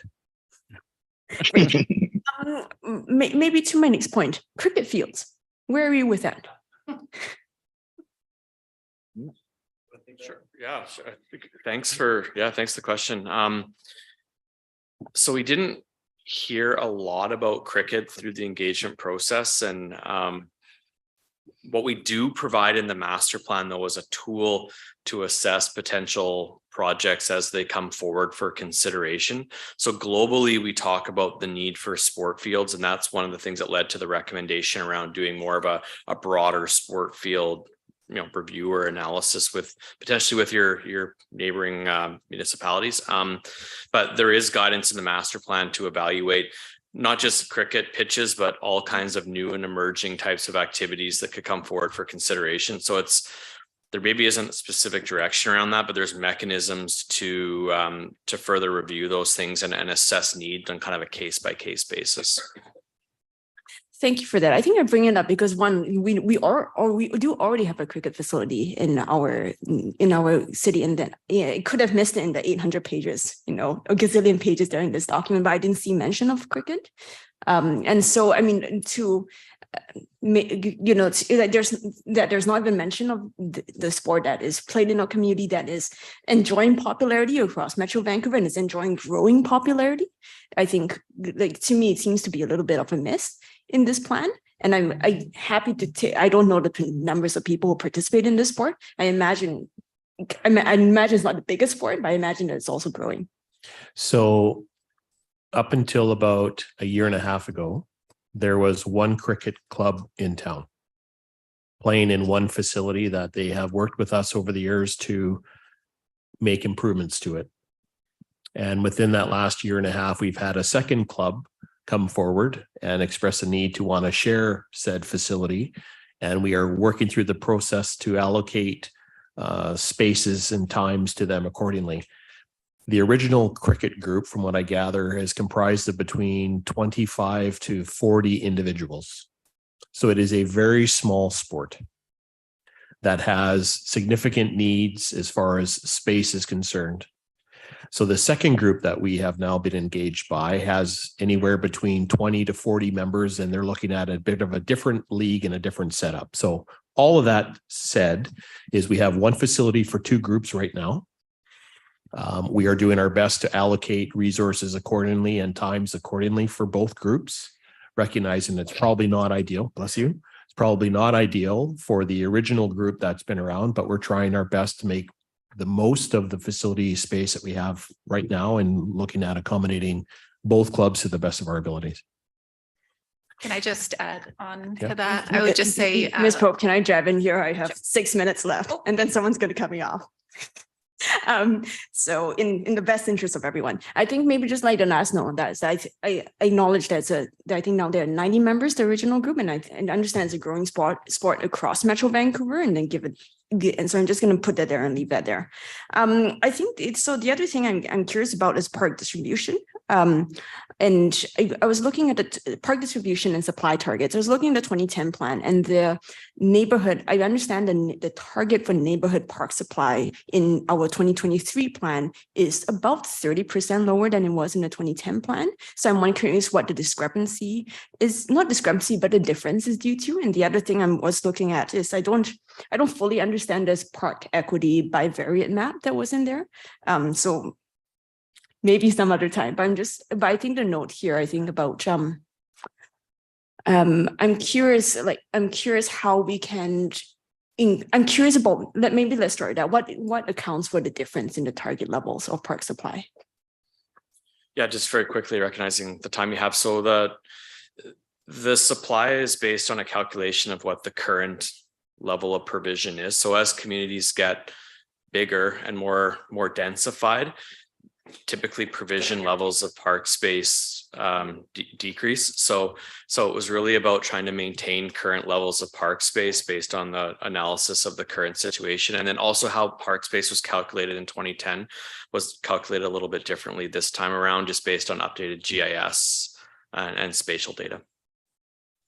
Okay, I think that that makes sense to me as density goes out, sort of green space goes down. I think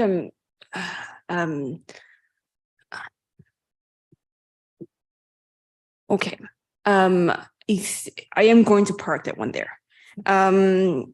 Dog off leash areas. I saw that there was, in my understanding, the language around that was to look at future need for more dog off leash parks, for new parks. And I'm curious what the strategy is for looking at current existing parks and conflicts, because I live in a neighborhood where I can tell you that, where I can say fairly confidently that there is conflict currently between dog owners and children in playgrounds and folks walking around the neighborhood. So what is our strategy for addressing existing conflict areas?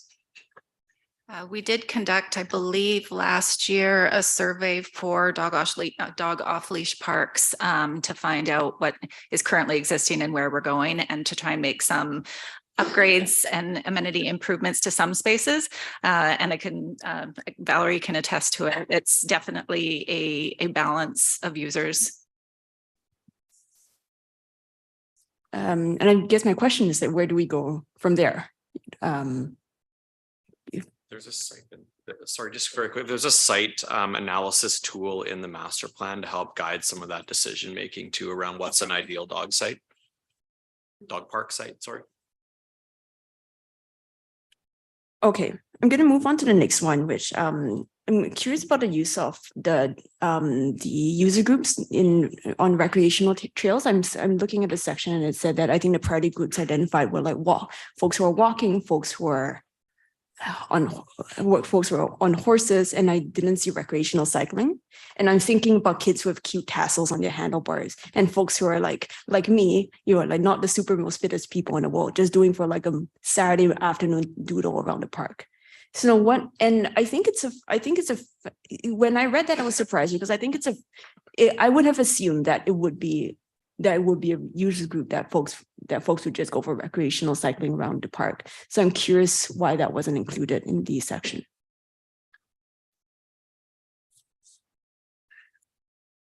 as far as stakeholder engagement with groups? Sorry. No, so in the recreational, under this, I believe under the section of recreational trails, the user group, the key user groups identified were folks walking primarily, and folks who were hiking and not folks who were cycling. There's a separate section for mountain biking, and in that section it said there will be connections to the active transportation route for folks who want to commute from point A to B. But we're talking here, in addition to commuters, folks who just want to go for a Saturday afternoon doodle. So I'm curious why that wasn't included in this strategy or in this section.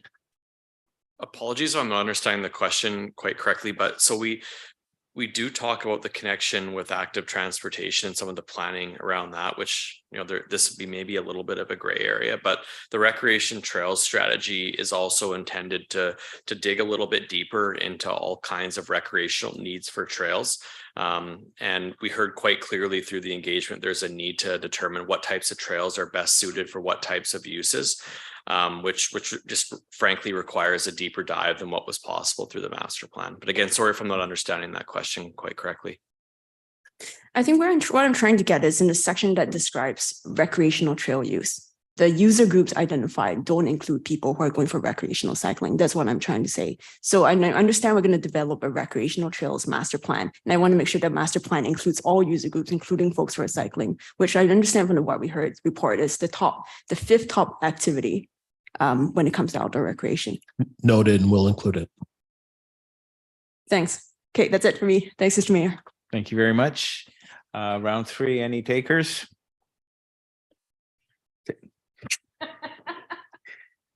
Councillor Tan, you have 5 minutes in round three. Thanks, Mr. Mayor. Fraser Health got back with some comments on this plan, and they'd like to note that in terms of the playground strategy, they'd like to note that they'd like to see hopefully that there'd be equitable equipment for children of all abilities in addition to ages. They were talking about wheelchair ramps and sensory play for children of autism. So, Councillor Tan, I guess I'll start with saying, if there was a group that we missed that wants to reach out to us and have a conversation and highlight some of the points that they've made to you, we're happy to meet with them. I'm not sure we want to spend a bunch of time going through a bunch of points that you have that we don't have access to in conversations that were had, but we're happy to meet with them offline and see what kind of feedback they have and incorporate it as best as we can with the implementation plan as it comes forward. Cool. We'll leave it there. We'll leave that point there. My last point around the trees and landscaping along green streets or green sections, so streets designated for walking, cycling. And so I'm thinking about the landscaping along those streets.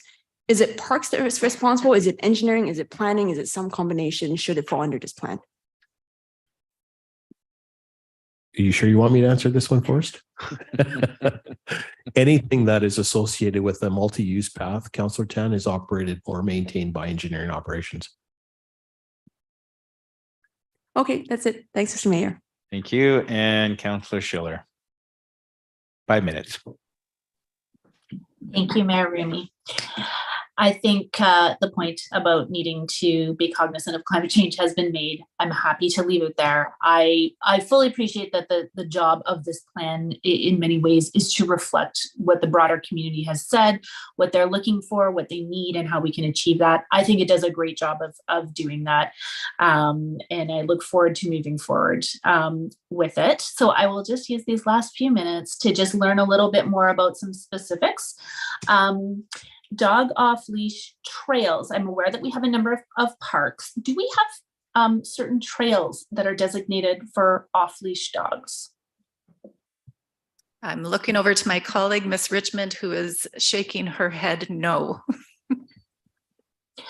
Thank you. And appreciating, again, it's more for the community to speak to what they want. Just as this is an issue, I followed a certain amount. I do think that considering that as an option would possibly provide a bit of a solution to some people who ultimately are wanting to walk with their dogs as opposed to take their dogs to parks, because it is a bit of an experience and it just a different experience, and it might be something worth exploring at some point in the future. Community gardens, could I just hear a little bit about how we currently manage that and maybe any ideas that we have for moving forward, I think we've talked about possibly engaging a service provider, like another agency to manage that for us. Just like to hear about the plans for community gardens, as well as if there are any other local municipalities that are really kind of doing a great job with that, that might be worth me looking into a little bit further for my own education. Staff would absolutely look to and do a municipal scan to see how other cities are managing this. I know that we just recently had a conversation with SLT as we look to expand our community gardens, and we are looking at that provision model and how we would achieve that through some of our operating partners. And Councillor Schiller, if you're looking at some examples, I know the Agricultural Advisory Committee of Council, I know is has a priority and I know is active in conversations around community gardens.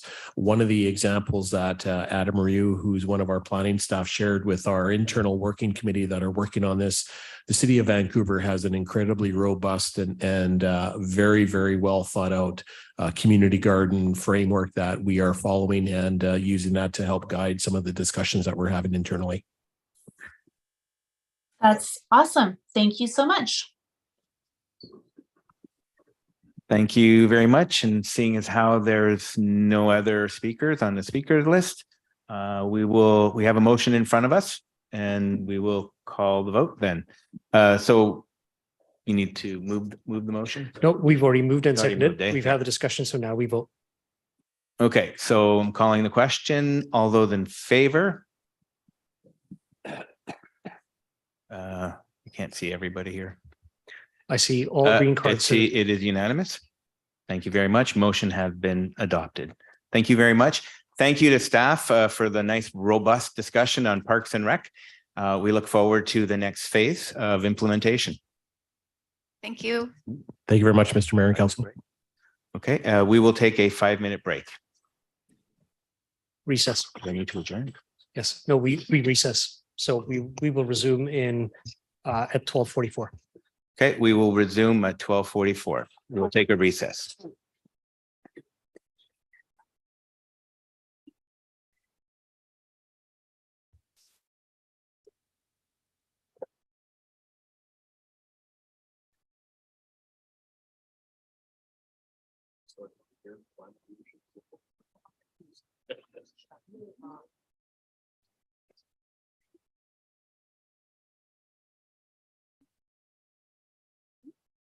You guys have my vote.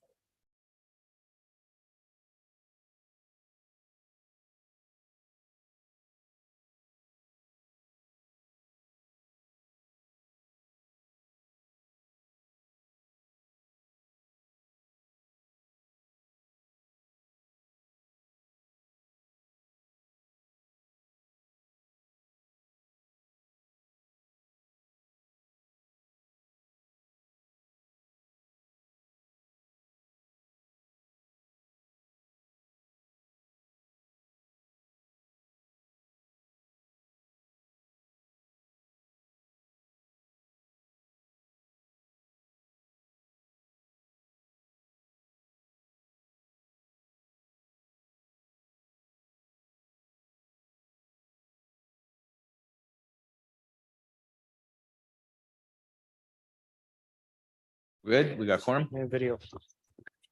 Okay, And- Mics are live. So Mics if we are can get a live. motion to come out of recess. Can I get a motion to come out of recess? Moved by Counselor Carreras, seconded by Counselor Tan. All those in favor? Yes. Unanimous. Recess. Thank you very much. We're back. Thank you, everybody, for one robust conversation. And now we're going to move to law and order. 5.2 Ridge Meadows RCMP annual update. Welcome. You have the floor. Thank you, Mayor Rumi, and thank you, council. I know I'm standing between you and lunchtime, so I'll keep everything nice and concise. And I'll just wait for the presentation to be brought up on screen. Perfect. Start off with a nice picture of our police car in the snow.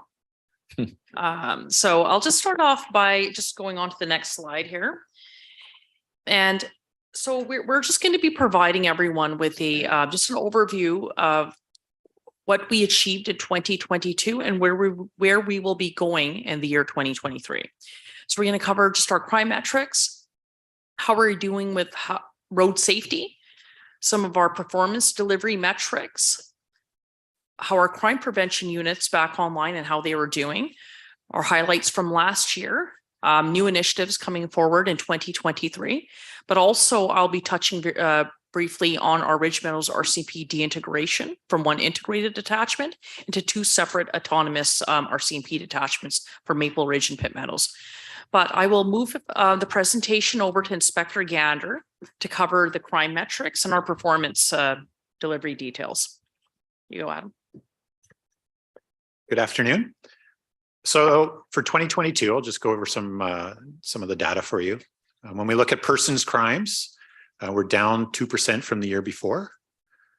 Property crime is down 13% from the year before, which are trending well for us. If you look at the top right there, it talks about calls for service. And it's interesting that our persons and property crimes are down, but our calls for service are actually up. What we're finding generally with that is what was traditionally the police role of crime and order. We've now moved into the mental health and the health side of it, where is a lot of our calls for service are related to that. The bottom right there just shows you our workload. So where we're showing, you want about a third. You want a third of in the time your members are working on calls for service, about a third on the administrative and the investigative side, and we want about a third on the proactive side. What we're finding right now is obviously at the end, they're proactive. We want to be able to increase that, but our members are really busy on the files that they're at. So we still need to look at that. And that's an area that we're looking at right now, that we need our officers trying to free them up more time so they can do that proactive work. I should say, when I talk about the other slide, sorry, let me just go back here. One of the big things for the persons crimes and property crimes, I think is working well for us is a model we're using is CompStat. So CompStat just generally is where we bring in all our senior team leaders once a month and we talk about the actual data that we're finding. So in real time, we're looking at crime trends and trying to reroute officers into that specific area. And I think that is some of the reasons you're seeing some of the number down there. We're really trying to be data driven in real time. Just want to touch on some of the really great work that Amanda Peters and her team from the Municipal Police Services side. So it's not always just the uniform officers, it's the support, the great support we're getting on the backs on the helping side in the detachment. So in the last, since May of 2022, they were able to fill 25 vacancies. So that was part-time and full-time. Those aren't new positions, those are positions that were vacant. So we're doing really well there. Just to give you another snapshot, victim services, 836 referrals last year. We want to continue that to make sure that important work is happening, and we really want to be more outward next year. And in 2023, we'd like to see our victim services workers actually coming to the scene more than they are. So rather than reactive, trying to be there in real time. CPIC entries. So CPIC is our police information center. That's our warrants, all of our stuff, how we share information. So we had over 4,000 entries last year. That was done by 1.5 full-time employees. We had over 4,800 quality assurance. So our files to make sure that they're quality assured. That was one employee doing that. And then the last one is 33,000 minutes of transcription. That's just the raw transcription. So that is our officer taking a statement from a witness, or our detectives taking a child interview. Those are the transcriptions that we need for Crown Counsel. For every 33,000, you have to times that by about 3 to 5 minutes per. So we're talking over 100,000 minutes of transcription was required last year. One thing that we're going to be watching for as we go into 2023 is the implementation of body worn cameras. We're going to see, we think, a significant increase in that transcription rate. You'll have officers now recording a lot of the peripheral stuff that's going on. So we're going to keep a really close eye on that. And on the far right there, RTCC is our reports to Crown Counsel. That's a recommended charge that we send to Crown. And it just shows you where we are at Ridge Meadows. So we had over 1,200 last year. Neighborhood, I'll just give you an example. Neighbor number 4, that's another RCMP jurisdiction. They have about 40% more officers than us. So our officers are doing a really good job of getting that information into Crown and charging when we can. Road safety, we hear this a lot. Road safety is a particular concern in this community. If it's not Lougheed or Dutney, it's around the schools and related. So impaired driving, it just shows you some of the stats. 234 impaired investigations last year, over 1,100 tickets. We really want to be data driven again. We have a thing called the Black Cat, which is our box that we can put in a neighborhood, and it'll record how fast everybody's doing in a 24/7, up to 7 days, and look at that data and get out where the actual speeders are. On the top right there, the picture, that's our officers doing what they were calling Blue Heron, checking for seatbelts. Hint, hint, we're coming back at the end of the month, so keep your seatbelt, put your phone away. And the ones there in the bottom is just impaired driving. Just want to touch really quick on our mental health unit. That was Superintendent Mihad will get a little bit more into that. That was the team that we started this year because we, as I've said already, the mental health side is really critical for our officers. Just Maple Ridge alone, almost 1,300 calls related to mental health. And you'll see our wait times at Ridge Meadows Hospital of 1,425 hours. The interesting thing with the stats there is you can see we were down 16% on the number of mental health calls, but our wait times are actually up. I would have hoped what we would have been down 16%, but we're actually up. You may have seen last week that the provincial government changed the Mental Health Act, where now currently our officers have to, when we apprehend somebody, we have to turn it over to a doctor. The change now is that you can turn the person over to a nurse practitioner. The unfortunate thing that we've now just learned is there are no nurse practitioners in the emerge room at Ridge Meadows Hospital. So on the positive though, we are really working close with Fraser Health. Our ultimate goal is to get what they're typically called CAR 87, putting our mental health nurse workers in the cars with our police officers. The ultimate goal there is if we cannot apprehend, that's the best outcome for the citizens of this community, is that we're not waiting at the hospital. Can we reroute people in their residences to get help rather than us having to take them to the hospital? So that's a big thing that we're going to be working on in this next year. And I'll turn it back to Superintendent Mihad. Thank you, Adam. Also, what's really important for me and my leadership team here is the crime prevention unit. For a long period of time, our crime prevention unit was not operational due to COVID. Our crime prevention unit is primarily made up of our volunteer base, but also full-time employees that we have that oversee that from the municipal civilian side of policing. We've had up to, for our volunteers, our volunteer list keeps growing. We've actually hired more volunteers, and we are at the number of 56 volunteers. So with that to say, we've had, sorry, my bad here. With that to say, we've had 446 volunteer deployments in 2022. We've also contributed up to 2,024 hours in addition to the deployments, but we've also, our volunteers are excellent in helping informing us of the data that they're seeing and checking vehicles. In 2022 alone, with our Speed Watch program and our Cell Phone Watch program, we've logged up to 25,451 hours and vehicles checked. 56 volunteers, and we are currently in the midst of a hiring blitz to hire more volunteers on. Some examples of our programs that we have here. We have a lot of pedestrian safety events that we're working on alongside ICBC and the CP Police and Transit. We're doing our back to school food drives. Our ISAT, that's our Integrated Safety Ambassador team that we work alongside our CSO program here. They're RCMP volunteers that work with the CSOs and police officers to have a real robust foot patrol program. And also our distracted driving campaigns. We're returning our citizens on patrol. These are citizens that are volunteers that are mobile in vehicles on patrol. And also, of course, they help us out with our Cram the Cruiser events and a lot of our events. So they're definitely a value added to our team. I just want to speak here about our crime prevention dashboard. So we're really fortunate to have some good support from the City of Maple Ridge IT department. They helped us put together this dashboard.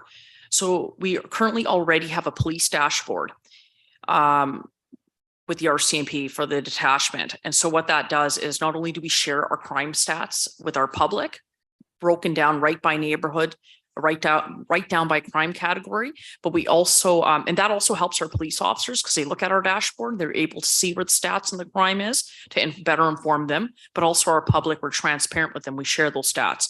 So moving fast forward, we're doing that with our volunteer program as well. So the public can now tap into this dashboard. It is online now, but you're able to see month by month where our volunteers are out, where they're doing their work, and how many hours they're spending on things. So if you look at that screen there, it's a snapshot of what the dashboard looks like. So it tells you how many deployment ISATs had, our block watch, how many block watches we've brought on, community events that our volunteers are at, and how many hours they're logging specific programs.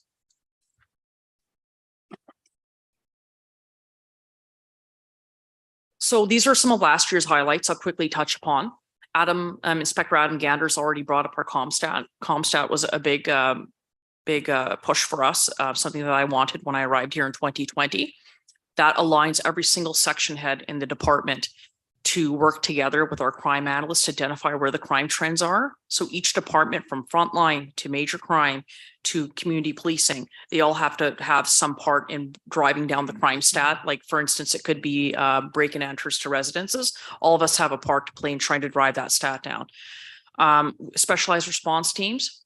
This is a rebranded team. Before we had a community response unit that basically had multiple mandates.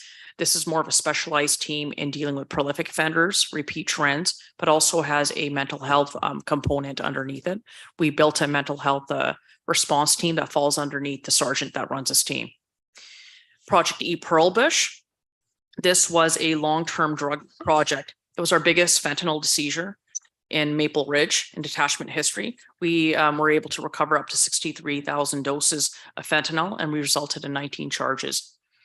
Another big win for us here is Experienced Police Officer Program. So we have had actually quite a bit of interest in having police officers from other departments that are looking to patch in. We have hired 2 of those into our department that have service from other departments. And of course, another big one in 2022 is trying to up our footprint in the community with Coffee for Cops, having more visible events, being out there at schools for Anti-Bullying Day and Orange Shirt Day. So this is something that we did in 2022, and we're also really prioritizing for 2023. So I'm just going to touch quickly on what's happening this year. This is what we have up on the screen. I'm going to actually spend a little bit of time just on the right on Business Block Watch. This is something that we just recently implemented in addition to our ISAT volunteer program, which was to be out there visibly on foot to support businesses. But what this is it's a program that we've assembled, and we have actually handed out packages and had outreach with 496 businesses. They've received our applications, and that is primarily in the downtown core is where we will be starting this block watch. Businesses, through this application that they fill out, they can request a CPTED from us. And we then engage our CSOs who are specialized in that CPTED to provide that service. Businesses can also, with a one-time grant from the BIA, look for some assistance for crime prevention modification to their businesses. Also, we do a lot of education with businesses, to where they could strategically have their maybe not have a display case right out front where it could be easily, your windows could be smashed or things could be stolen. So we're working very closely with them on that. And also, I think it's very important for our officers to get a stronger, better rapport with some of our businesses that are really wanting to have that support with the thefts that they're seeing. Another thing that we have here from last year that was very successful was Project Core. That's our foot patrol program with the uniformed officers being in high crime areas. And also our retail theft blitzes. A lot of our businesses here are subject to thefts and shoplifting. And that's actually was a very big offense for us when I first started here. So we team up with our LPO officers and we're able to deploy ourselves to where we need to be for those blitzes. We're also working with our public safety partners, namely Bylaws, for public safety tabletop training. And that is when we are seeing our civil disorder events, protest events, they're often with us. So we're making sure we're all aligned when we deliver that training. So we do scenario-based training with them, just like we do in the police, just to share how we would simulate getting through that, protest or event safely. Also, our strategic planning expires this year. Most police departments have a 3 to 4 year strategic plan. We will be working towards the end of this year on engaging the public on what will be our next 4-year strat plan or strategic plan to look at the community's priorities, canvass our community to see what they are seeking of the police and how we can deploy ourselves that way. A real important one for us is the youth outreach programs. We are working with Mr. Chad Cowles and the City of Maple Ridge's team through the Building Safer Communities grant funding. Sorry, I hope I said that correctly, through our province, to actually have a youth outreach worker embedded with our public safety department here, providing support to some of the most highest risk youth in our city to making sure that we get those referrals. And also when our police officers are at these high risk youth calls, we can refer our clients to getting some support from the youth outreach workers. Touched on business block watch already. Coffee with the Cops, that's something we'll continue. Interestingly enough, I attended a Coffee with the Cops yesterday with my team. It was actually at the senior center, and it was great to be a part of that. They shared a lot of good humor stories with me, and of course asked me my age, and we're not really willing to share their ages with me. But anyways, it was a lot of fun and really good for our officers to. I really want to see us just not engaging. Just maybe being segment specific, maybe a Coffee with Cops for youth, seniors, all segments of the society. But it was a really good session. It was great. Decriminalization, we're already into that. This is basically our officers are working a little more strategically and getting the training now that some of our illicit drugs, 2.5 grams are legal for carrying and use. So we are working through some of those complexities because for the first time, that means that we'll be housing drugs in our department that are not within the evidence compound, but maybe with a prisoner's effects. So that is something we are working and training on. And also on the bottom there, we have the RCMP's 150th anniversary is next year. So we are doing a lot of programming to not only just promote that, but sharing what we're doing with the public. But we are actually looking at having an open house, a big open house event to have different types of policing teams like our emergency response team, hopefully our Air One helicopter, specialized policing teams to be out here and being in our courtyard to see how we operate as police, but to also tour in some of the public to share what we do with them. And also an awards ceremony to recognize our volunteers, our police officers that have been working in some very heroic situations and files. And lastly, our EDI strategies, equity, diversity, and inclusion. We have an EDI table. We are definitely looking at, we're having a training day tomorrow, actually at the fire hall. We booked at the fire hall's boardrooms to have training and a meet and greet and getting all of our sergeants and above, staff sergeants and our inspectors online with what we're doing in 2023. We have somebody coming in from the Katzie First Nation, but it's really important for us to definitely apply the EDI lens to our programming and to really be more aware and mindful of that as we move on into police modernization.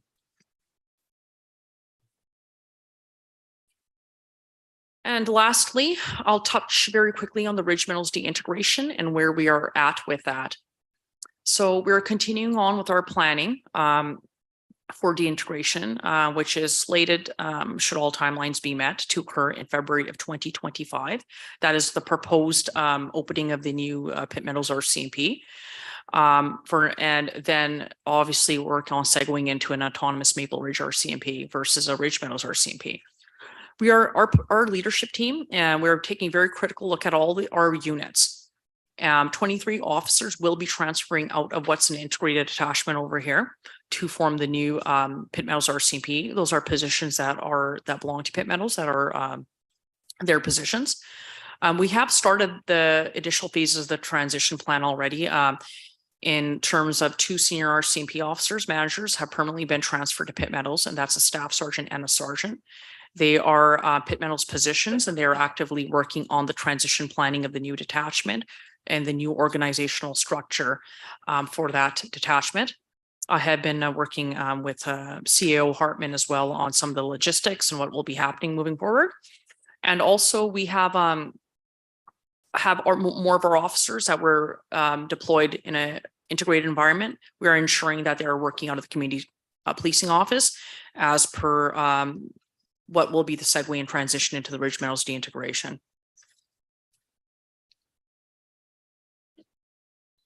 So a part of our police planning for not only the deintegration, but moving forward, will be a focus on core policing, especially with the movement of potentially 23 officers. What core policing is defined as priority policing teams, and that is our frontline general duty officers that do all the frontline work and respond to 911 calls, and serious crime, or as we call major crime. They basically oversee all the serious benchmark offenses that go to stabbings. We work with our homicide units, gang level types of files, that or sexual assault files. That is our serious crime investigations. So those are our core units. So we always must make sure are robust, well-staffed, and well-supported. We will also, our non-core policing, more what we call our enhanced policing. These are more of our proactive teams. That's our traffic safety, road safety units, and community policing, mental health, and some of our more non-essential policing teams. I mean, they are essentials, but they are a enhanced support function of what the major crime and frontline. So we will be basically looking at some of the structuralization in 2023 and with our strat plans, just seeing what our community needs are to structuralize our policing services to ensure that we don't ever lose focus on the core policing, which we need for this community. Also a particular concern as a leadership team, I always must be mindful with my team of focusing on the member wellness, not only just in policing regularly, but during the transition. But I think is some interesting stats to share with everyone here is our criminal caseload per officer comparison for 2021. You will see on the right-hand side that Maple Ridge one officer carries a caseload of up to 68 criminal code offenses in comparison to some of our larger cities that you can see up there. For instance, Coquitlam has a caseload of 41. We have a caseload of 68. So we are a busy detachment. We have very hardworking officers here that I'm extremely proud of, and they work well, they work strong. And just ensuring that their wellness is always a top of front and top of mind during their cases is important to all of us. And I will now lead it into the next slide for questions. So please, any questions that you may have. Again, I know it's probably lunchtime, but we'll be happy to answer them. It's okay. We still have other business in front of us. Before I move on to questions, I just want to take a moment to acknowledge all the hard work that you and your team do for the city. It's a different time. Mental health has really increased the workload, and it's a challenge. We see that every single day, and we hear about it every single day. So the fact that you're experiencing everything that you do, kudos to you and your team. I love the fact that you make a point to get involved in the community.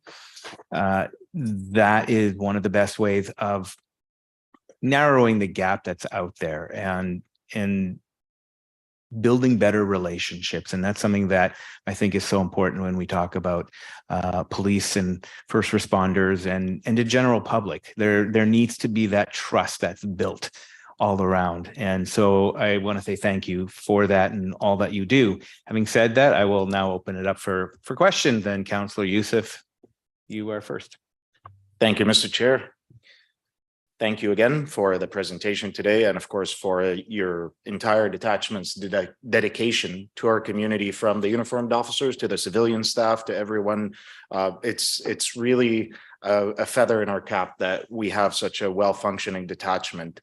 With that, I'd like to highlight the cooperation that's been going between your detachment, the CSOs, and the ambassador program.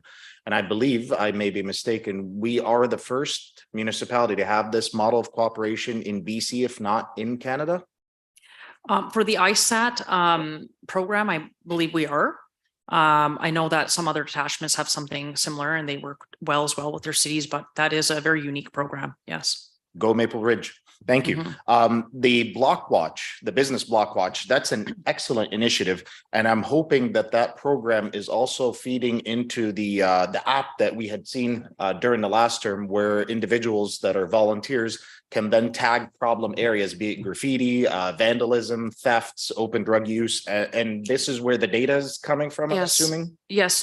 Thanks, Councillor Youssef. You actually reminded me, I forgot to mention that, yes, during our patrols, we do have a computerized program that we have, I believe it's called iPatrol. Am I right, Amanda? Right, iPatrol. What they do is they have devices with them, and when they see things along their route of patrols and crime concerns that they get from businesses, they actually create an electronic task for that, which then feeds to the appropriate team or where it needs to go. Wonderful. And again, Maple Ridge right at the leading edge of this. I'm very pleased to see that we're moving in those directions. Now, to the de-integration, which is a little bit of a topic for me. We're going to lose 23 officers when our caseload is already higher than most of our neighbors. Are we recruiting now actively for those 23 officers that we're going to lose? And of course, my biggest question is, how will service delivery levels be affected in our community? And lastly, the dollar amount that will be coming to Maple Ridge versus what Pitt Meadows are trying to do on their own. How much of that is actually going to affect Maple Ridge? So I think it's important to note that we have to have a strategic alignment on two things. When we build our strategic plan for the next 4 years, we will focus on seeing what the community is looking for and what their needs are and getting their input to building our police priorities. That could be road safety, youth engagement, employee wellness, a number of things. So the strategic plan will cover that. Some of that will be consideration as the de-integration impacts. And like, as I mentioned before, we always as a police department must focus on our core policing first. And that is our front line and our major crimes. And then we will work in a line, and we would work with yourselves here with council and the community and the city on determining what is the best model for us with that. I'm confident we can all get there because we work very well together. And so those are, to answer your question around about weight, there could be some impacts, absolutely.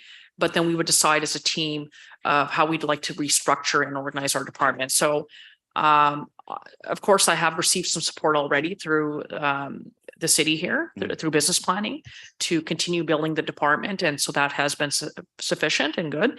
And it's just a matter of building what we need and just building our own footprint. Thank you for that. And through the chair, on the dollar amount, more specifically, now that we're further down in the process of de-integration, do we have an idea financially how Maple Ridge will be impacted as a result of the de-integration? Or will it be that the costs that both cities are contributing to their RCMP contract will then be managed through the RCMP to kind of make up for where Pitt Meadows wants to go while still maintaining Maple Ridge as whole? Well, I think so. We already have like a cost formula. It's called a housing and support agreement that basically determines what city pays what. So obviously, when the cities de-integrate, each city will carry their own cost loads.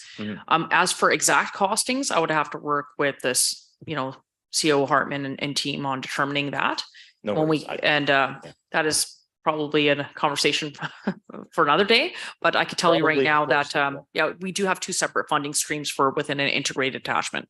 Excellent. That was a point that I really wanted to emphasize and ensure that that's going to happen, that we will not be footing the bill for another municipality. Moving to now the decriminalization. Through the chair, is fentanyl also included in the 2.5 grams? Yes, it is. So it is all illicit drugs. So that is included in that. I think it's important to note that as well is that we can also work with our bylaws department and kind of determining where we would want to go.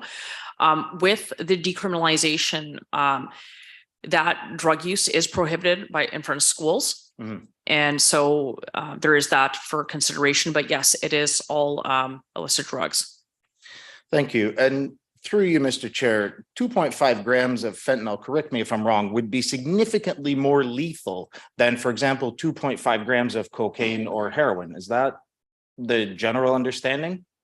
Yeah, it could that be absolutely, exposure? again, I'm not a drug expert, but we actually do have a certified drug recognition experts within the RCMP. That's a course I never took. So yeah, I mean, there's definitely, of course, right, depending on it could definitely have some lethal impacts for sure. And you raised a good point about the training that now and quite possibly equipment as well that's going to be required to store these illicit drugs that are now decriminalized outside of the evidence locker. So this is why I bring up the lethality of 2.5 grams of fentanyl. Is the province, now that this is a BC initiative, funding the hazmat training and possible equipment to safely store and possibly destroy the illicit drugs if they are deemed to need to be destroyed? Well, to answer that question, we do actually have pretty robust training within the attachment that we have already implemented for the safe handling of drugs that we would normally do anyhow within our detachment. We would do that whether it's seized for evidence. And now it really, I mean, there's not much of a change for us to now enact that if we do have them within our prisoner effects. So there's not much change that we have seen there. And if there is, of course, I would communicate that out, but so far so good. Thank And yeah. I raise that because, of course, I'm concerned for the detachment members, both, again, uniformed and civilian safety when housing such hazardous materials. We'll call them that for now. And lastly, through you, Mr. Chair, I'm very pleased to see that the body cams are coming forward. Do we have any idea, kind of a time frame, as Mr. Hartman and I have had quite a discussion about that and the possible implementation of body cams throughout other organizations? For as well? sure. So I'm gonna move it over to you, Inspector Gander, because he has been part of the visits of the committee that attended our detachment, just to cover some of the nuances that in the timeline. So take it away, Adam. Thank you. The body worn camera is a national program. Mm-hmm. So Treasury Board of Canada just Motorola won the contract at least to do the tests. So Motorola is going to be rolling out in 3 different provinces. They're going to basically test it. What's it like on the ground? What's it looking like? As they come up with best practices around that, then they'll start rolling out to the detachments. So they haven't given us any definitive timeline, but they are saying 2023, early 2024 is when we hopefully will see it here at Ridge Meadows. We've already started to look at the policy side, what that's going to look like. It's going to be a space. It's going to take up space, data, all that kind of, there's a lot of background on that. So again, it's federal driven, but within the next year, I think we're going to see it here. We'll keep our fingers crossed. Again, Mr. Chair, I'll close out by thanking you and commending you for all your time and efforts, the increased presence that's noted in our community, as well as the increased safety that our community members are feeling. Thank you, Mr. Chair. Those are my comments and questions. Thanks. Thank you very much. Councillor Schiller, followed by Councillor Carreras. Thank you, Chair, and thank you to RCMP both for this presentation as well as the work that you're doing every day in the community.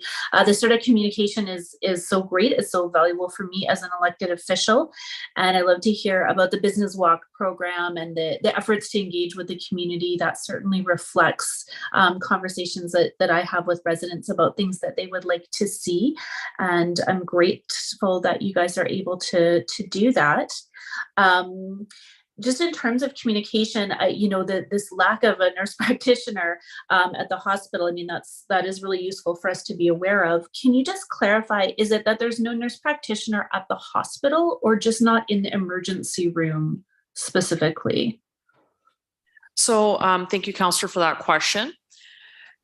I believe it's the emergency room, but those conversations, Adam, if you can come up here again, I know that Inspector Gander has had some recent communications with our Ridge Meadows Hospital about this actual topic. So Adam. Thank you. Because this only got announced last week, we're still trying to work through the nuances of what it looks like. Talking to emergency, at this point, they do not have the nurses there. But I understand at a greater level at the Fraser Health, they're looking at all different options. So I'm hopeful we're going to see some changes, but at this point, that's where we're at with. It sounds to me that the nurse practitioners are more for the rural community. That don't have a doctor there in the middle of the night. There is at least a nurse practitioner. We still have good connections with emergency here in Ridge Meadows with the hospital when we show up. The doctors, it's all working well. It could work better, absolutely. And but I think this is new, so I won't get too much in the minutia. But it's almost a daily contact with Ridge Meadows Hospital of how we can move forward. Great, thank you. And I just think, as we continue to work with our provincial counterparts as well, it's really useful for us to be aware of these. So I just encourage you to bring forward any of these types of gaps that you see or resources that you could see being beneficial to the community so that we can play our part in advocating for those services. And Councillor Youssef kind of sort of opened my eyes to some of the on the ground impacts around decriminalization. And I believe somebody mentioned that open drug use is prohibited in front of schools. Can you just confirm for me that that is the case? And is the municipality able to enact other areas where that activity is banned? So yes, Councillor, I can confirm that that is the decriminalization, the illicit drug use is not permitted in front of schools. As for your second question of whether can the city work at other provisions for, let's say, bylaws, for instance, I will be meeting with a group of working partners within the city here to determine next steps on that, if that is the direction that they would like to go for. So if that answers your question, not right now, but we can work on that as a work in progress. Thank you. And yeah, I just definitely would be interested to hear how that conversation evolves. Those are my questions. Thank you. Thank you. Thank you very much. Moving on to Councillor Carreras. Thank you very much for being here today. Couple of quick questions. One, glad to see in your priorities that equity, diversity, inclusion, and the youth outreach strategy are parts of, I think equity, diversity, inclusion are a big piece for all of us to think about, especially when it comes to police and making sure people feel safe to be able to work with you. So that's a great piece. Youth outreach. Obviously a big passion of mine.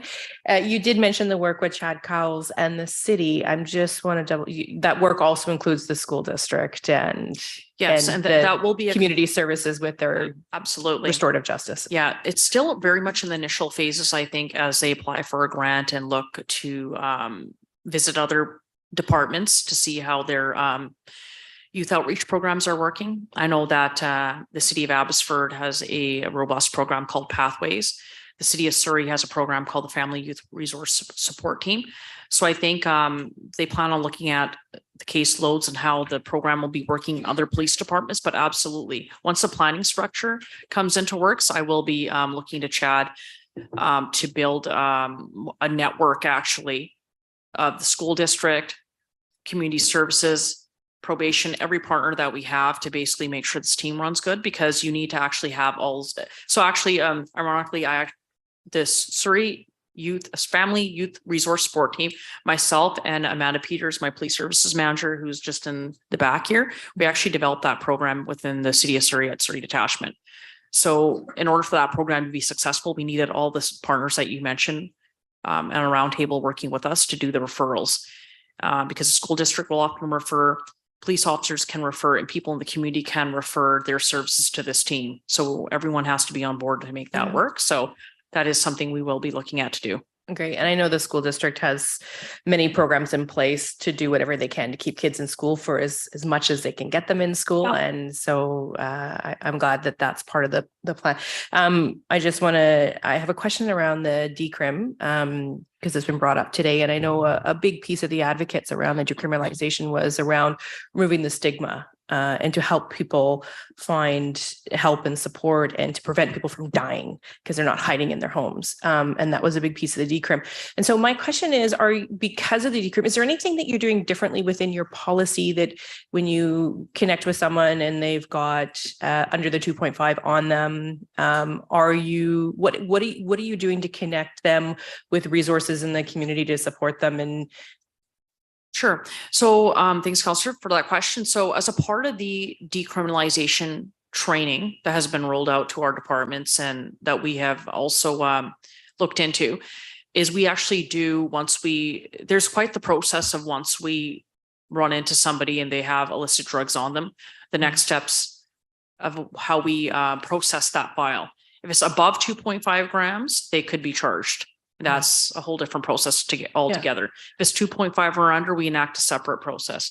Adam, Inspector Gander is my liaison here for the decriminalization committee work. So I'm going to have him actually follow through and describe to you what kind of resource referral support card that we provide to people. Okay, that'd be great. Thank you. Because I know that sort of how can we help folks if we take, a better way? So. No, and that was a big part from the province is they have distributed, we've got thousands of reference cards that all of our offices are carrying. It's got and it's Fraser Health specific. It's not provincial. So they can actually talk to somebody in Fraser Health, somebody local. So we can hand those cards out. I think the great thing with this community, because it's smaller, when, for example, our mental health team is out there, they can pick up the phone right away and call Alouette Addictions or whoever. They know all the partners already. So I think that's the great thing about this community is, there's information on the card, but we can also make the calls too. So we'll be really looking at, we were just at the BC Chiefs conference. They are looking at the hard data of calls and referrals. And so this is all brand new and we're all going to learn from this, but there is some processes in place already. So there is some shifts in. Exactly. Even if somebody's in cell block with us for the weekend, even if we've given them a card before, we give it to them again. And we really talked about reminding and providing the information. Thank you. Okay. Thank you. Thank you very much. Any other speakers? Seeing none, I will just wrap it up with, again, thank you very much for everything you do. I'm actually looking forward to coincidence. We're both celebrating our 150th next year. So I'm hoping that we can work together and do something really wonderful for our community as we celebrate such a milestone for us. Thank you very much. Have great to see you. Yeah, no, absolutely. You can join us on that open house. And thank you, Mr. Mayor, and thank you, Council, for having us here today. Thanks. Thank you. Really big cake. Okay. We still have quite a few things on our agenda. So what I'm going to suggest is we're going to go through 5.3, 5.4. We'll take a short lunch break and we'll come back in closed. Fair enough. Okay, so now in front of us, we have Bill 26, Local Government Act updates, and we have. Ms. Grokowicz is going to be presenting, sir. There we go. Thank you and welcome. And if I may just jump in, I'll just give you a bit of a quick introduction to this topic because we do recognize it's a fairly peppy report. It's not long, but there's a lot of information in there. So we just thought it'd be helpful to kind of set the stage a little bit before I turn it over to Amanda. So what you're looking at is Bill 26, a report around Bill 26. And it's actually an amendment that was done to Local Government Act and the Community Charter. And it's intended to expedite the issuance of local government approvals by removing the requirement to hold certain public hearings and delegating DVP or development variance permit approvals to staff. And it's just one of the many process changes that staff have been working on as a goal of trying to expedite process. And really, ultimately, we're trying to get housing units constructed and on the market as quickly as possible. So as a bit of background, in 2022, the city did commission an independent review of our development services function. And I'm happy to tell you that you will be receiving that report at the end of this month. And not surprisingly, the Bill 26 tools do feature prominently in that report. But really, our intention today is to just kind of set the field a bit, let council know the types of approvals or delegations that you can look at. And we're not asking you to say, yes, we've hit it on the mark. We're just trying to understand whether you have an appetite to sending staff away to develop these tools, and if you have any thoughts around them. So we're just looking for the nod to go back to the department, work through the details, which would be either the creation of a bylaw or policies, and provide you with the data that you might need to make those decisions. But really, our intention today is to just share this information with you. We're excited about this piece of work. We know that other municipalities across the region are looking at that at this bill, and we feel that it's a really great opportunity to help contribute to improving processing times. And we think it provides the municipality with the opportunity to be regional leaders. And with that, I'll turn it over to Amanda to step us through her report. Good afternoon, Mayor and Council. Today's presentation and report, if you recall when we met in January about housing, I indicated that there'd be a series of reports or a series of pieces of work coming forward that would reflect the changes in provincial legislation and be designed to work towards the overall intent to streamline the development application process. So this is that first piece in terms of those changes enacted under legislation. So Bill 26 came into effect at the end of 2021. And as Ms. Carter mentioned, it really delved into the areas of public hearings, public notices, delegation authority for minor DVPs, which is what we'll be talking about today. So specifically, this is the order that we will be moving through the three different pieces. It does reflect the same order of the report before you. So we're going to go through the amendments under each one that do at this point in time take full advantage of the authorities enabled under Bill 26. So first up is going to be a bit of a conversation about the delegation of authority to issue minor development permits, or DVPs as I'll be calling them. So previously, local governments or councils could not delegate the authority to issue DVPs to staff. With Bill 26, this is now a possibility. There's certain prescription or certain requirements that can be delegated. They are on the screen before you. And these changes, in order to be able to authorize this authority, must be enabled through bylaw. So the proposed directions that we've come up with in terms of the minor DVPs, the first one is to delegate authority to the Director of Planning for minor DVPs in the area of siting, height, and parking. As the definition of minor has been left to local governments, there is some flexibility in terms of what we can do in this area. And a small note, one of the benefits of delegating authority to the Director of Planning would be that we could see some potential reductions of timelines in terms of how quickly these files can process. For example, it is likely that the director could issue a DVP or minor DVP, apologies, within a matter of weeks, which is currently taking between 2 and 4 months.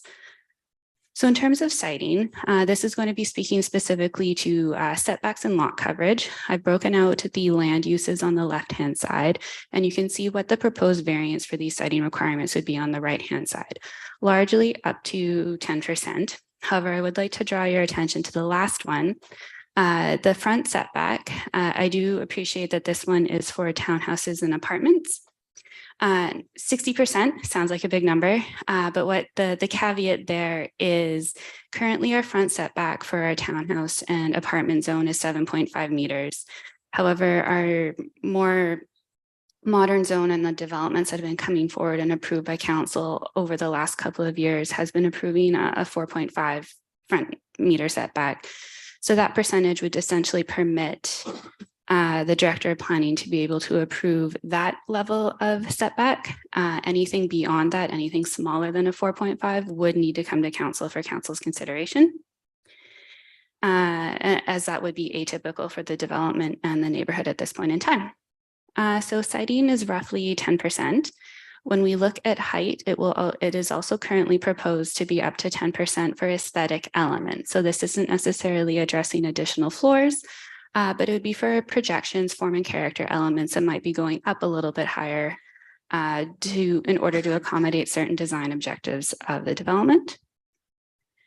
In terms of parking, it's also been broken down by land use. In this case, we're looking at up to 15% with the caveat that this would be within the town center area plan and the Lougheed Transit Corridor area plan once adopted. And these provisions would be in alignment with the payment in lieu fees currently outlined in our off-street parking. Depending on council's comment on this, these elements, since the off-street parking and loading bylaw are currently under review, will come back together as one item for council consideration later this year. So should council be interested in moving forward work related to the delegation of authority for minor DVPs, staff will also be taking the opportunity to look at any impacts this may require to our fees and charges bylaw, as well as a closer look or a review, of the delegation of development permits. Currently, a number of DPs are delegated to the director of planning. We'd just like to take a quick look to make sure everything's still in alignment and what other opportunities we may have now available to expedite the development application process at the City of Maple Ridge. Next are public hearings.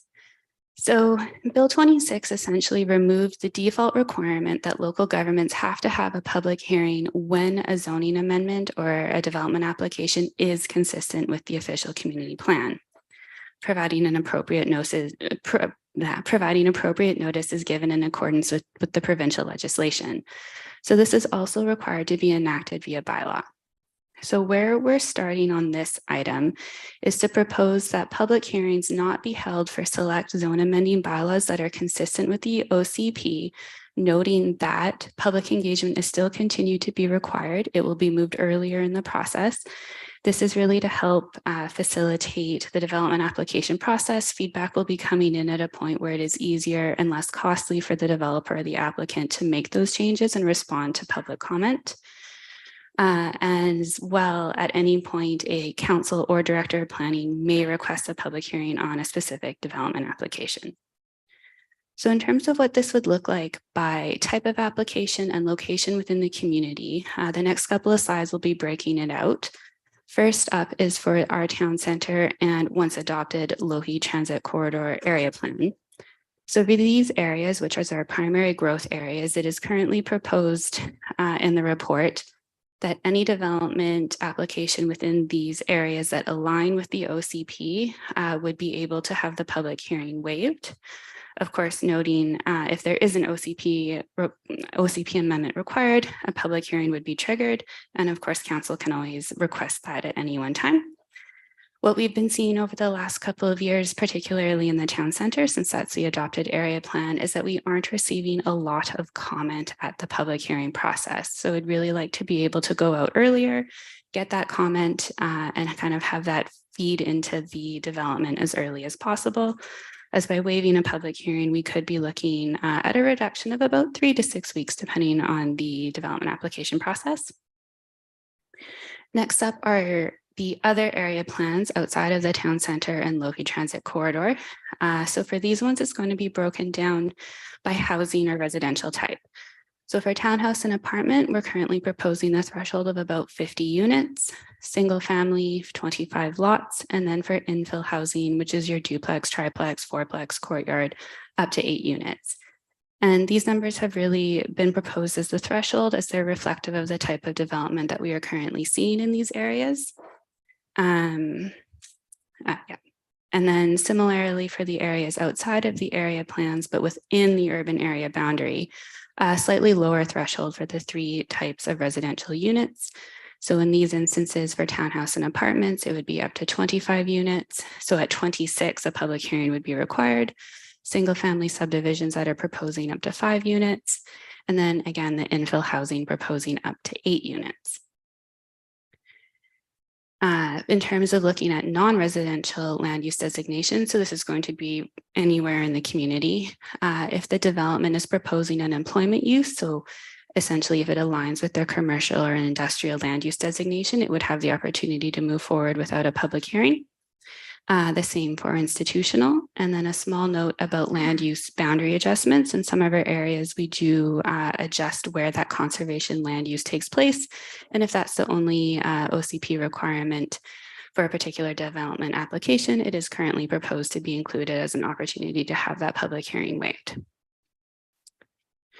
So as mentioned at the beginning, any development application that does require an OCP amendment would not be eligible to have the public hearing waived.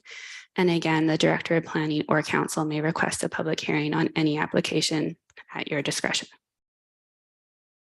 Very briefly, the third component before you this afternoon is about the public notification. So currently for land use and development application projects, we circulate a notice in the newspaper.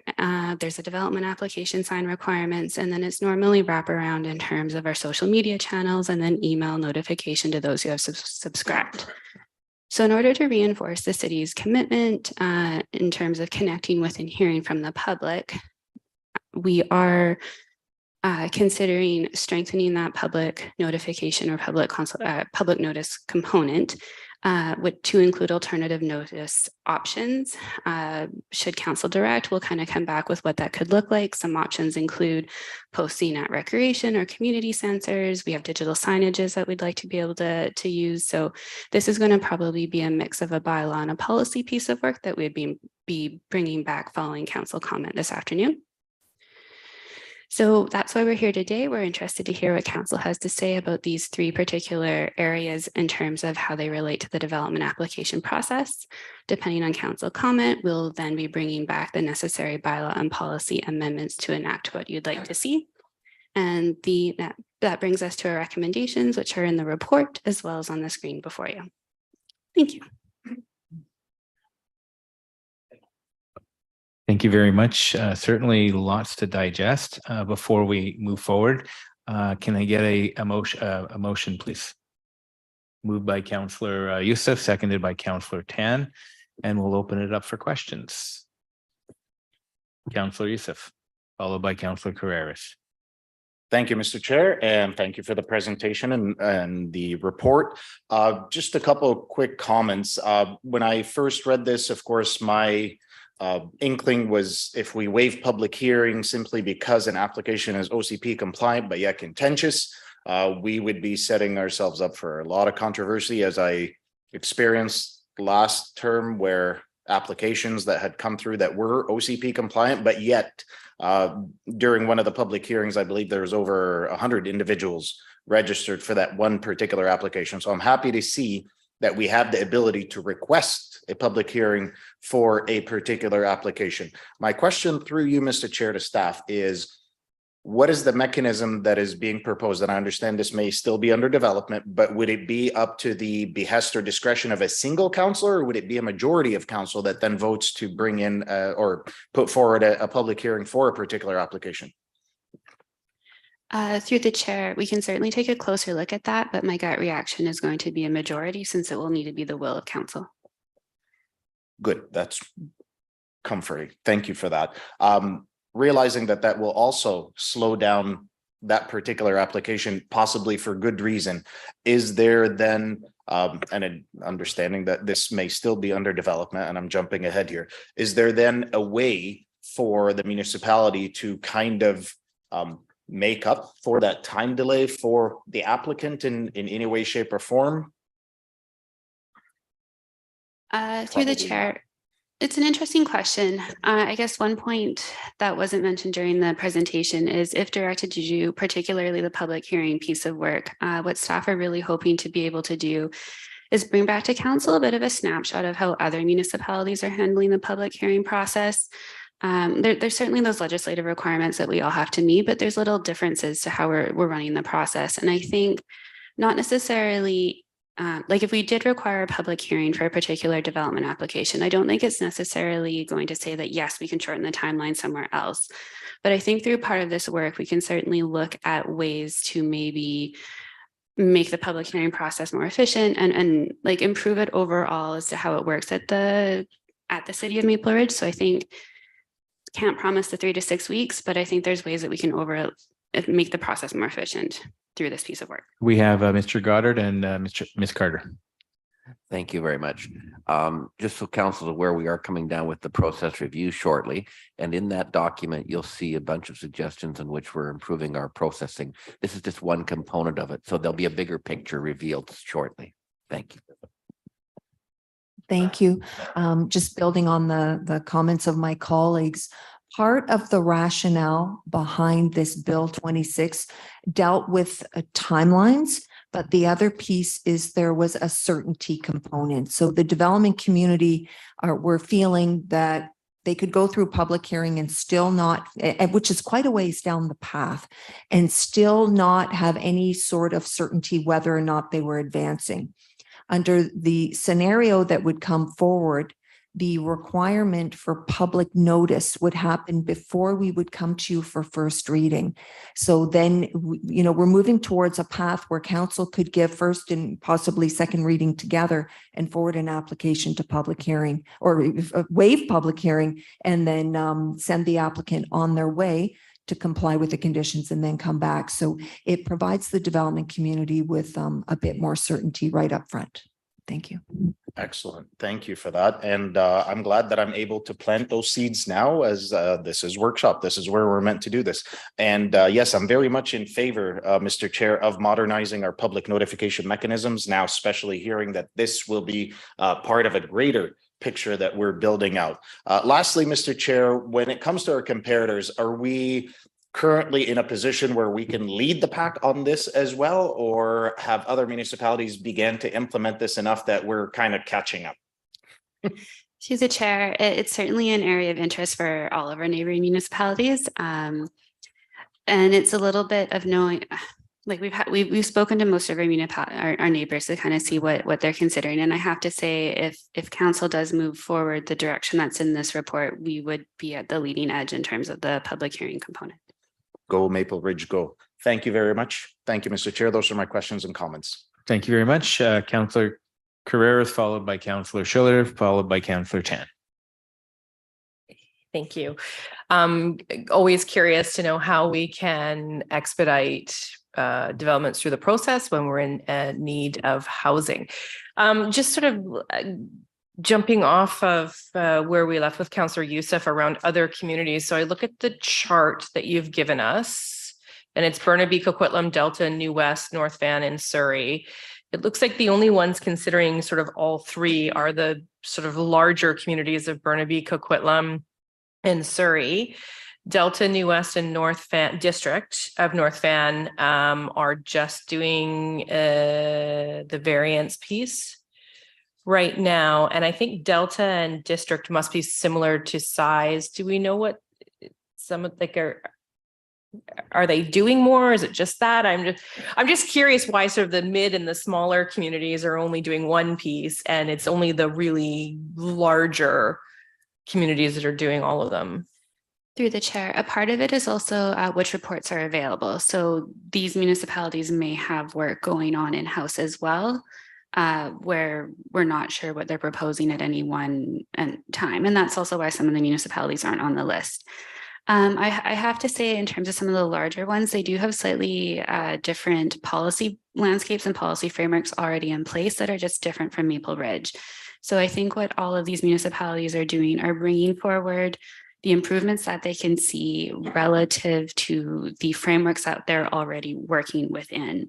Some of them have already delegated additional DPs or have started having that public hearing conversation a little bit differently. So they may not need to move forward some of this work under Bill 26. So it has very little to do, if I can propose, to necessarily the size of the municipalities, but really that landscape and what regulations they're working on in-house.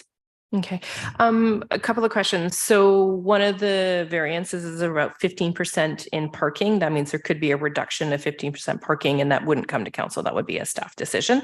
And it's based on the area plans that we have. So the town center area plan, it looks like it was approved in 2014. Is that the last time it's been reviewed and looked at was 2014?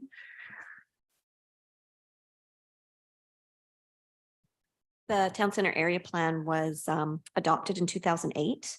Okay. We have done a couple of reviews more recently in the last couple of years, just in certain segments. And actually one's underway in Port Haney at the moment. So you'll be seeing that information coming forward within the next several months. But we do take a look at it when need be. Okay. And I think I've said this before, but it would be great if we take a look and we review and we kind of do a one last, hey, this is cool. We don't want to change anything. We update it in the system. So it's not still showing 2014, but within the town center. So if we're reducing and we're giving you the approval to reduce all this parking, is there something in the town center area plan that speaks to building public parking? I know I'm sort of deviating a bit, but these are the things I need to know to be able to say, yeah, sure, let's go ahead with this. So as we're building up, are we building public parking? If we're going to be reducing the ability for people to visit people, right? If they come from out of town, they want to visit, you've reduced parking. That means you've reduced visitor parking. Where are they parking? So does the town center include those pieces? Okay, I'll go first. Through the chair, there's a component in the area plan that, yes, it does speak to the need to provide to appropriate parking levels, but I think the plan also more importantly stresses the importance of taking people out of cars. So it's that shift to mobility, the shift to transit, walking, bikes, etc. So I think that's one of those tenets of the area plan that was definitely a very strong component of it when it came into effect. And then there are very specific wordings in it as it relates to the provision of, I believe it's framed as a community or public amenity as it relates to the public parking within the town center, particularly in the central business district area. And just to build on that, the city actually owns several surface parking lots in the town center. And through the work that was done on the area plan, studies had suggested that we retain those and that we incorporate them into development over time so that they would form part of some form of public parking that would be integrated into a more comprehensive development. Okay, like I think, I get the goal of moving people out of their cars, but we're not going to move everybody out of cars. And, I went to my great auntie's 95th birthday in North Vancouver last weekend, and it's an area that's starting to build up, but at least across the street, there was a big public parking place. So at least me driving to go visit my great auntie and celebrate her birthday, I could still park. So and then the other thing is, I guess the thing that worries me is I just need to know that these, and I know this isn't new language for anybody, is if we're handing over and because we want to expedite things, that's great. But I need to know that the plans that we're basing things on are current and they're relevant and they're not from a decade ago where our life has shifted considerably. So I think that's really my only piece that makes me anxious about this, is that we're basing this on plans that may not have been reviewed or looked at in a long time. So thank you. Thank you very much. We're going to move to Councillor Schiller. Thank you. Thank you to staff. And I just wanted to express my support for this general direction. Absolutely. I think anything we can do to effectively streamline processes, I'm very supportive of, and certainly hopefully with the technology we have today, it's an opportunity to us to be more in tune with the specific developments that are more of an issue for people and focus our energies there. So thank you for that. The parking is the one area for me that I have a bit of concern about, but the concern is more that I just don't have a great understanding of how we're managing the overall situation. And so I would just need, some good information when this comes forward around the whole parking process and the data behind that. But certainly the overall direction I'm very supportive of. And just for clerk staff there, I'm not able to see the presentations. I was able to see the first one from Parks. Not sure if the problem's at my end, but maybe just over the break, even if someone could connect with me, just so that I can have that information as we move throughout the day. Thank you. Somebody will connect with you. Mr. Goddard, did you want to respond? Thank you very much. Your question of parking is very important. We are always focused on that issue with both engineering and our own, as well as Hub Group and these other people that contribute to this discussion. We are coming back to council in the most likely the fall through a consultant's work and our own work to look at our parking and loading bylaw. It's imperative that that bylaw gets adjusted. We think there's probably too much of a demand for parking on many of our town center projects. The other issue, we're not asking you to waive parking. What we're asking is, that the 15% is a relatively small amount on most applications, but we're requiring them to still contribute financially to replace those parking. So it's not a complete gift.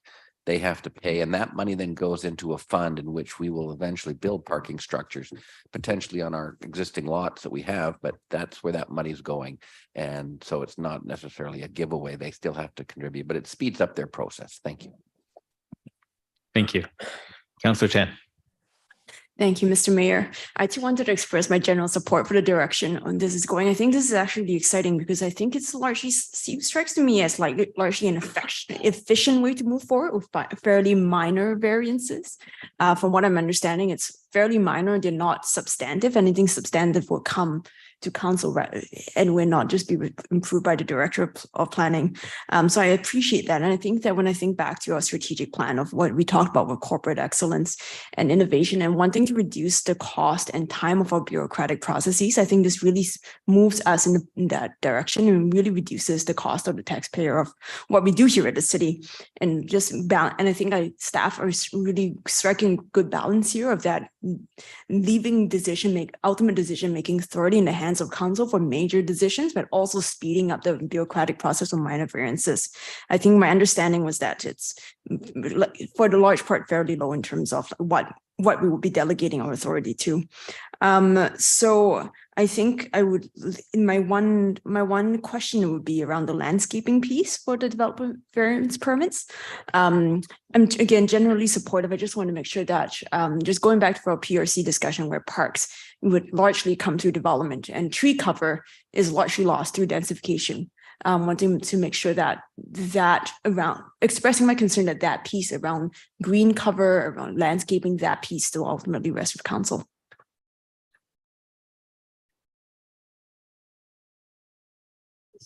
I guess, is that like a confirmation that I should phrase these things better, but like confirming that, like, I think just I'm trying to, I don't know the technical pieces of what I specifically should be looking at here, but that general concept I want to express is that when there are decisions that affect tree cover or green landscaping to a significant extent, that would come back to council rather than be delegated out to staff. Through the chair, under the provisions of Bill 26, some components of landscaping and screening can be delegated to staff. I think hearing what you're saying, particularly with the conversation with PRC, we can take that back, have a bit of a conversation. It's again also that minor component that you identified earlier, right? The major variances are certainly still coming back to council, but we will take that back and make sure it's very clear in what we bring forward. Thank you. If I may add, the landscaping component is in the zoning bylaw, and we would be able to vary that. But tree cover and any of the regulations around tree removal are regulated by the tree bylaw, and we're not proposing that the variance delegation would apply to that bylaw. Any further questions?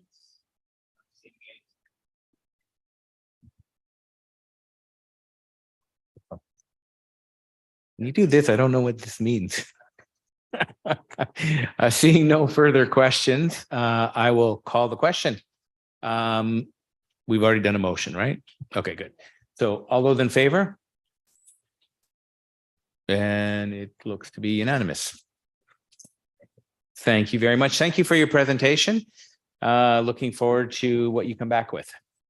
Thank you. And now we're going to move to item 5.4, proposed heritage conservation grant pilot program. I will shortly introduce Krista, who will be presenting to you this afternoon.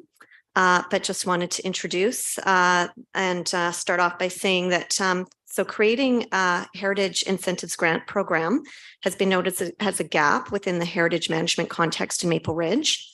Establishing a grant program is identified as an action item in the 2013 Heritage Plan, and the CHC has initiated work on how to go about this through a Heritage Incentive Review Study, which was undertaken by Donald Luxton and Associates. So the CHC recently completed a grant program delivery model for council's consideration. And Krista Gowan, who's standing beside me here, is the staff liaison to the Community Heritage Commission, and she's prepared the report before you. So I'm going to turn it over to Krista for her presentation.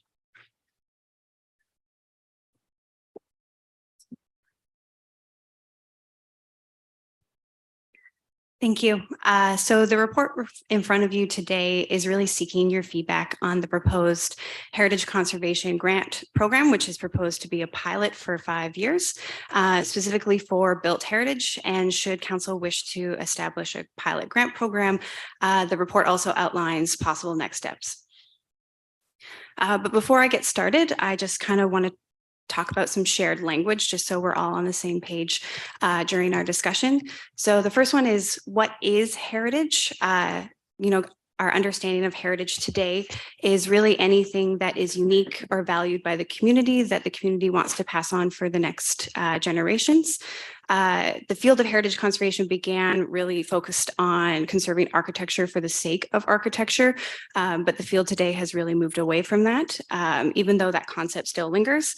But today, heritage has evolved away from the architectural focus into that values-based system that the community really looks for. And through that, it recognizes a broader and deeper understanding of our community values.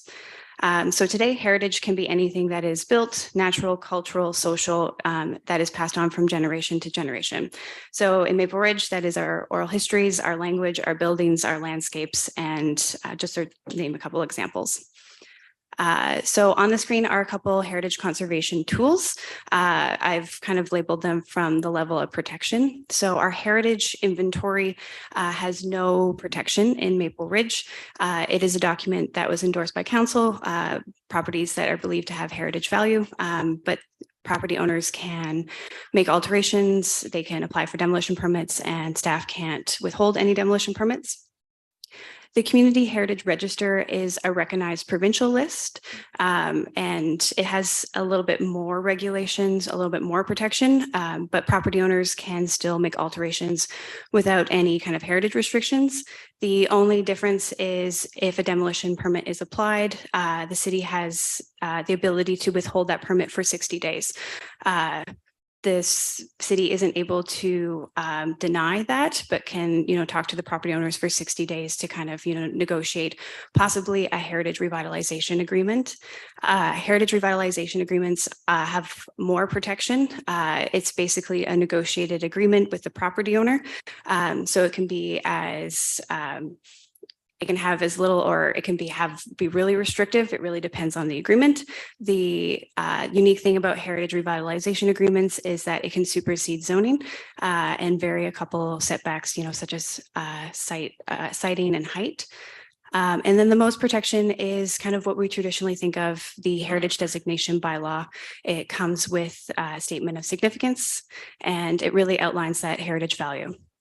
So a statement of significance, in order to be on the register, to have a heritage revitalization agreement or a heritage designation bylaw, you need a statement of significance. And essentially it is a short document, a very succinct document that outlines the heritage value. It goes well beyond the architecture of a place. It includes, people, stories, places, folklore, language, anything that is significant to that site. And the last I just want to cover is the standards and guidelines for conservation of historic places. This is really the benchmark for conservation across Canada. All levels of government, including Maple Ridge back in 2009, adopted the standard and guidelines to guide conservation of historic places in Maple Ridge. So just to go over a bit of background, the Heritage Plan identified this work as an action item. The plan was adopted back in 2013. In 2009, the CHC, or the Community Heritage Commission, hired Don Luxon and Associates to undertake a heritage incentive review, which is attached to this report. And it's really looking at ways to incentivize and encourage property owners to conserve heritage. On January 28th, 2020, Council received a presentation regarding the draft Heritage Incentives Review by Don Luxton, which really highlighted the mature heritage program that Maple Ridge has, but identified that greater success for conserving heritage would be finding that balance between policy and financial incentives. And that document recommended a funding amount for a grant program of about $80,000 per year. So the CHC got to work to figuring out a funding model and, some framework. And on January 26th, just recently this year, the CHC finalized that requirement and forwarded it to Council for your consideration and feedback. So quickly, I just want to talk about some community benefits. It's really creating that sense of place, encouraging adaptive reuse, retaining historic buildings also contributes to tourism as it's really creating that unique local context. We all seek out those places when we go traveling. It conserves energy and reduces greenhouse gases by expanding building life cycle. And especially it reduces building materials ending up in landfill. So there's a broad range of community benefits. So the grant program is proposed as a 5-year trial to incentivize private property owners for conserving their heritage buildings. So the program is proposed here on the screen and looking for council feedback. So properties that are only on the Heritage Register would be eligible for funding up to $5,000 or 50% of their project costs. These are the properties that could be demolished, so the amount is much smaller, but really encouraging property owners to take that step to formalize the protection.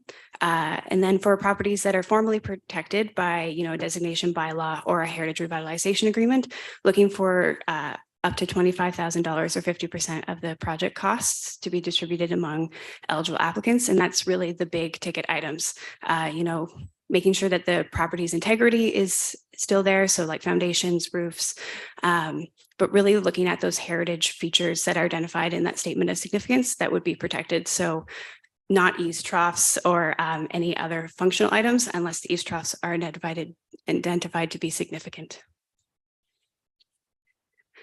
So in terms of who can apply, so this framework is, would be the basis for any council policy should council wish to establish moving forward with this project. So it'd be private property owners who want to take that step to formally protect their property. It could be a residential use, a commercial use, projects that are eligible, for those repairs and restorations that keep the integrity and the heritage value that's identified in the statement of significance. In terms of awarding the funds, the CHC would review applications and recommend successful applicants to council. Council would have the final decision and the funds would be awarded after completion. In order to keep protection, a heritage covenant is being proposed to be placed on title. So should a building be demolished within 5 years of receiving the grant, that the grant be repaid in full. So in terms of funding the program, $80,000 based off of Don Luxton and Associates recommendation for 5 years that's being proposed.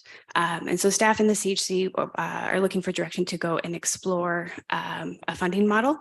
So looking at building permits, application fees, looking at fundraising opportunities for the CHC, federal and provincial grants, and other tools through their local government and community charter. So really come up with the money in order to fund the program. So in terms of possible next steps, we're here today kind of looking over the draft heritage conservation grant program. Should council move forward, staff would come back with a council policy, outlining the requirements, the eligibility for receiving a grant, as well as a funding model. So really those details of how we're going to fund potentially up to 80 grand a year. That funding model would have to go through a bylaw process in order for it to be implemented. That would be incorporated into the business planning process. And then the idea is that the grant program launches in September 2024, which aligns with the Maple Ridge 150th anniversary of incorporation. And so the main recommendation is here on the screen, which is really directing staff to go and do more work and come back to council with more information. However, there are two alternative recommendations. Should council feel that there's major changes, it can be referred back to the CHC and the CHC will come back with a report. But council always has the ability to just receive for information. And I'm happy to answer any questions.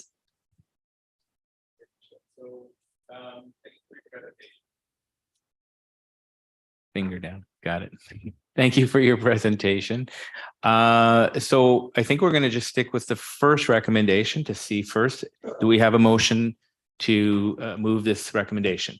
Moved by Councillor Youssef, seconded by Councillor Carreras. So I will take a speakers list. Councillor Youssef. Thank you, Mr. Chair. Thank you very much for the presentation and report. Just a couple of quick questions. When we're looking at the $80,000, this may actually, Mr. Chair, be a question more so for the consult, but I'm hoping staff can help me arrive to an answer. How do we get to $80,000, especially looking at the different dollar amounts that our comparator municipalities have? So the consultant took a really broad scope, and municipalities that are roughly our size have that $1 per resident value. So that turns out to 80,000. Some municipalities, it's difficult to get operating budgets. So some bigger municipalities have really big operating budgets. For example, I didn't include the city of Vancouver because it's in the millions. But, other municipalities like the township of Langley, which have 20,000, are actually under review because it's a long-standing program and they recognize the 20,000 doesn't go as far as property owners need. Thank you for that. And through the chair, how successful have we kind of looked at these programs in other municipalities? Have they really brought forward a good amount of heritage property recovery and rejuvenation and actually fed into what was mentioned earlier, be it the tourism, the economic activity and the social activity that comes in it? Through the chair. So yes, through the incentives review, really looking at the success of programs from a wide range of opportunities to incentivize. So that was taken a part of, and it would become no surprise that property owners retaining heritage properties are looking for funding. Excellent. Through the chair, where is the $80,000 coming from? Is there an existing funding stream or will this be added on to taxpayers?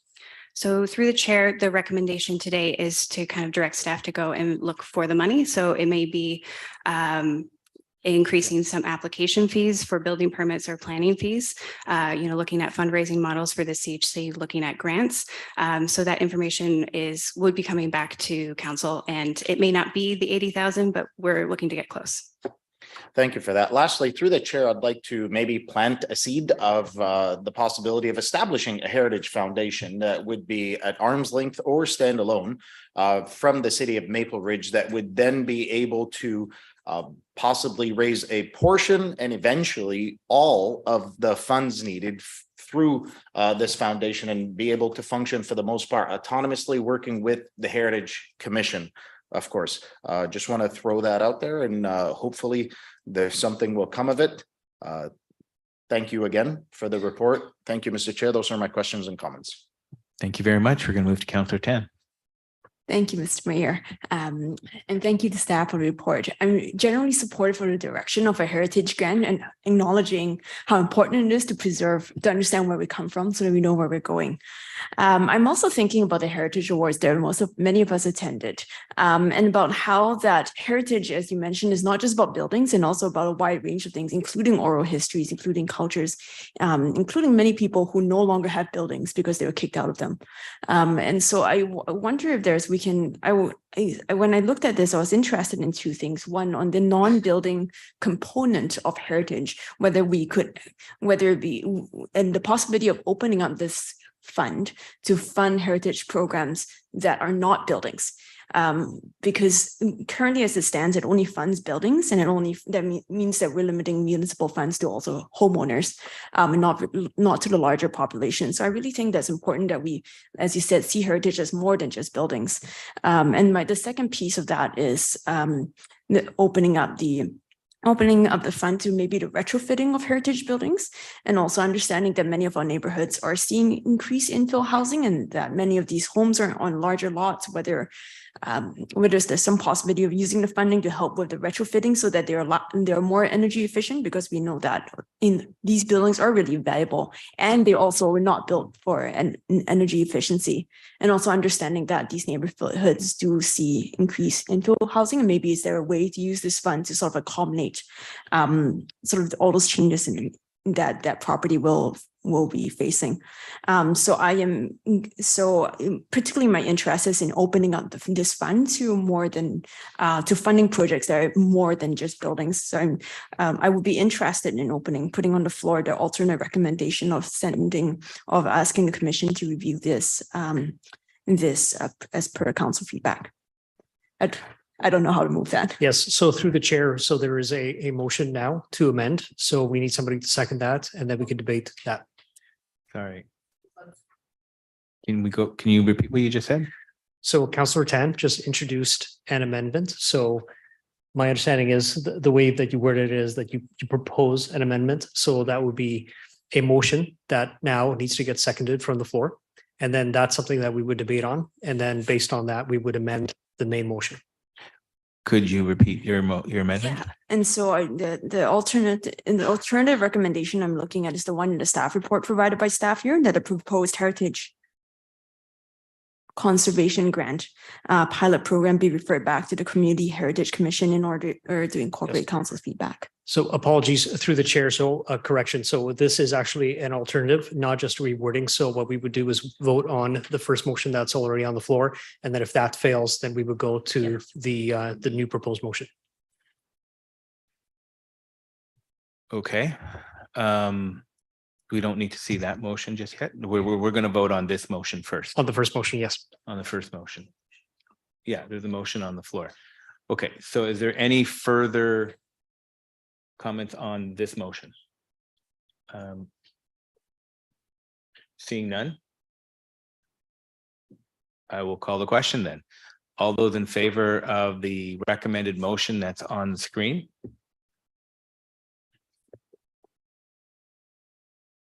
And any opposed?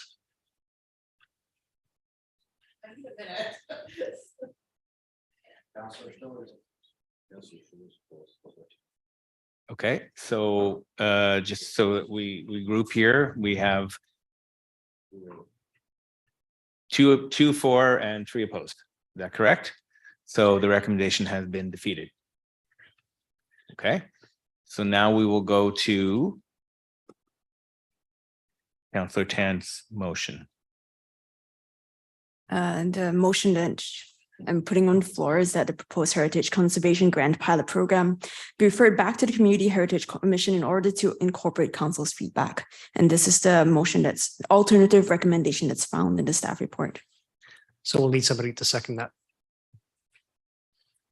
Can I get a move by Councillor Tan, seconded by Councillor Carreras, up for debate?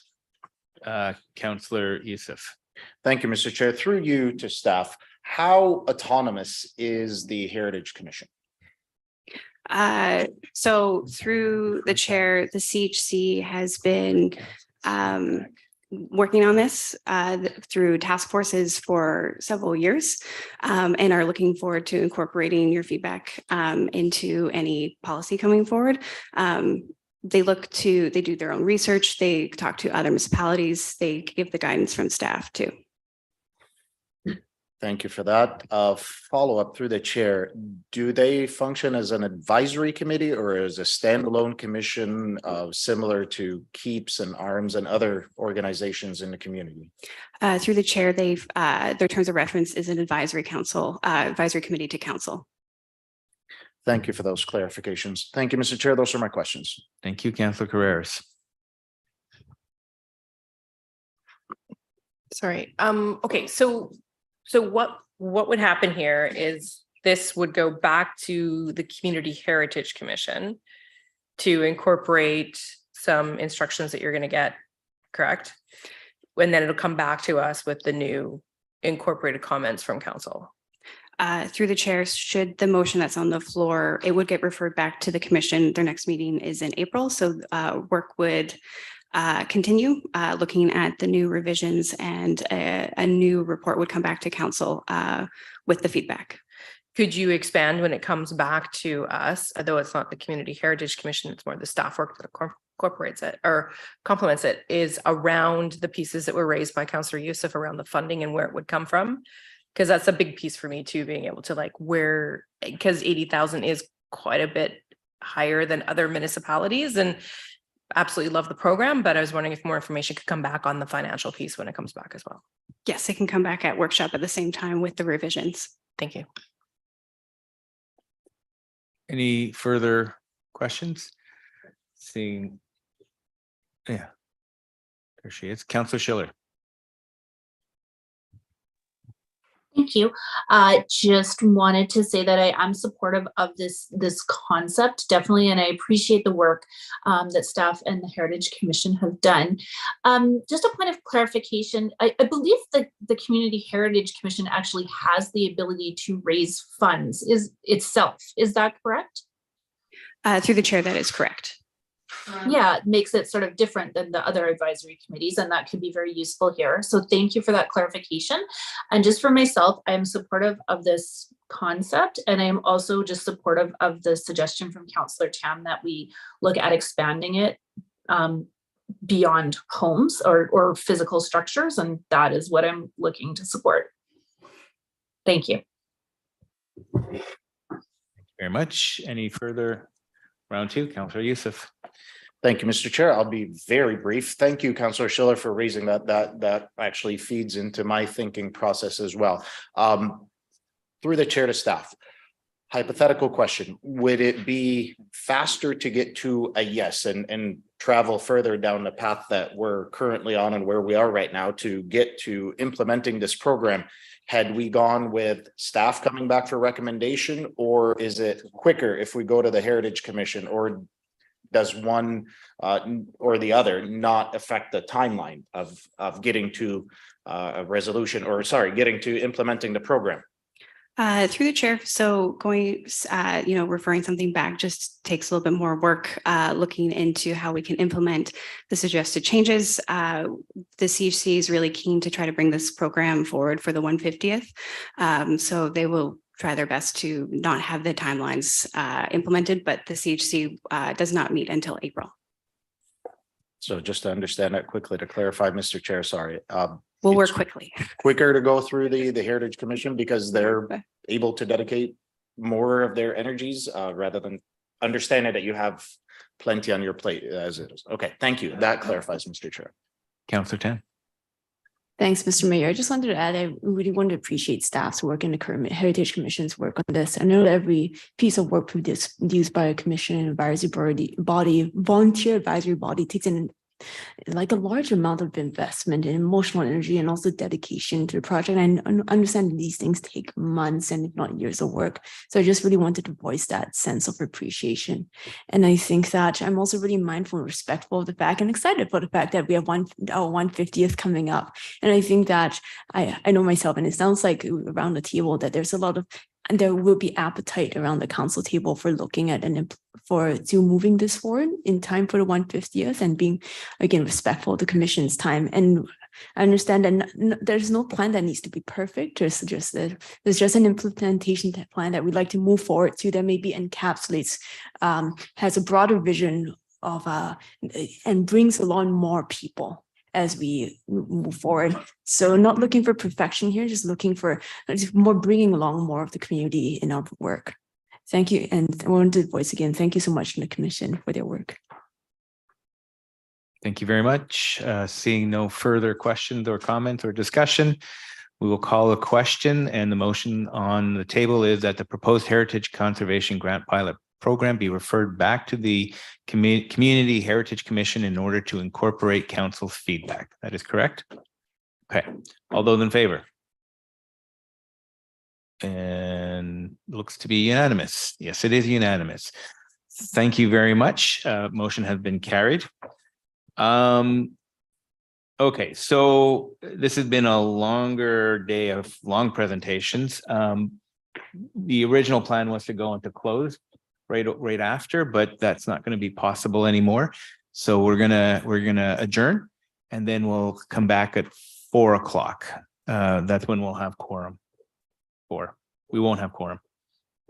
Yes, 4 o'clock to the looking at the matter on closed. It's not a short topic. It's a fairly lengthy topic. So I want to make sure we have enough room for discussion. And I think it's important to all of us. So having said that, there's nothing else. So we will adjourn until 4 o'clock. Thank you.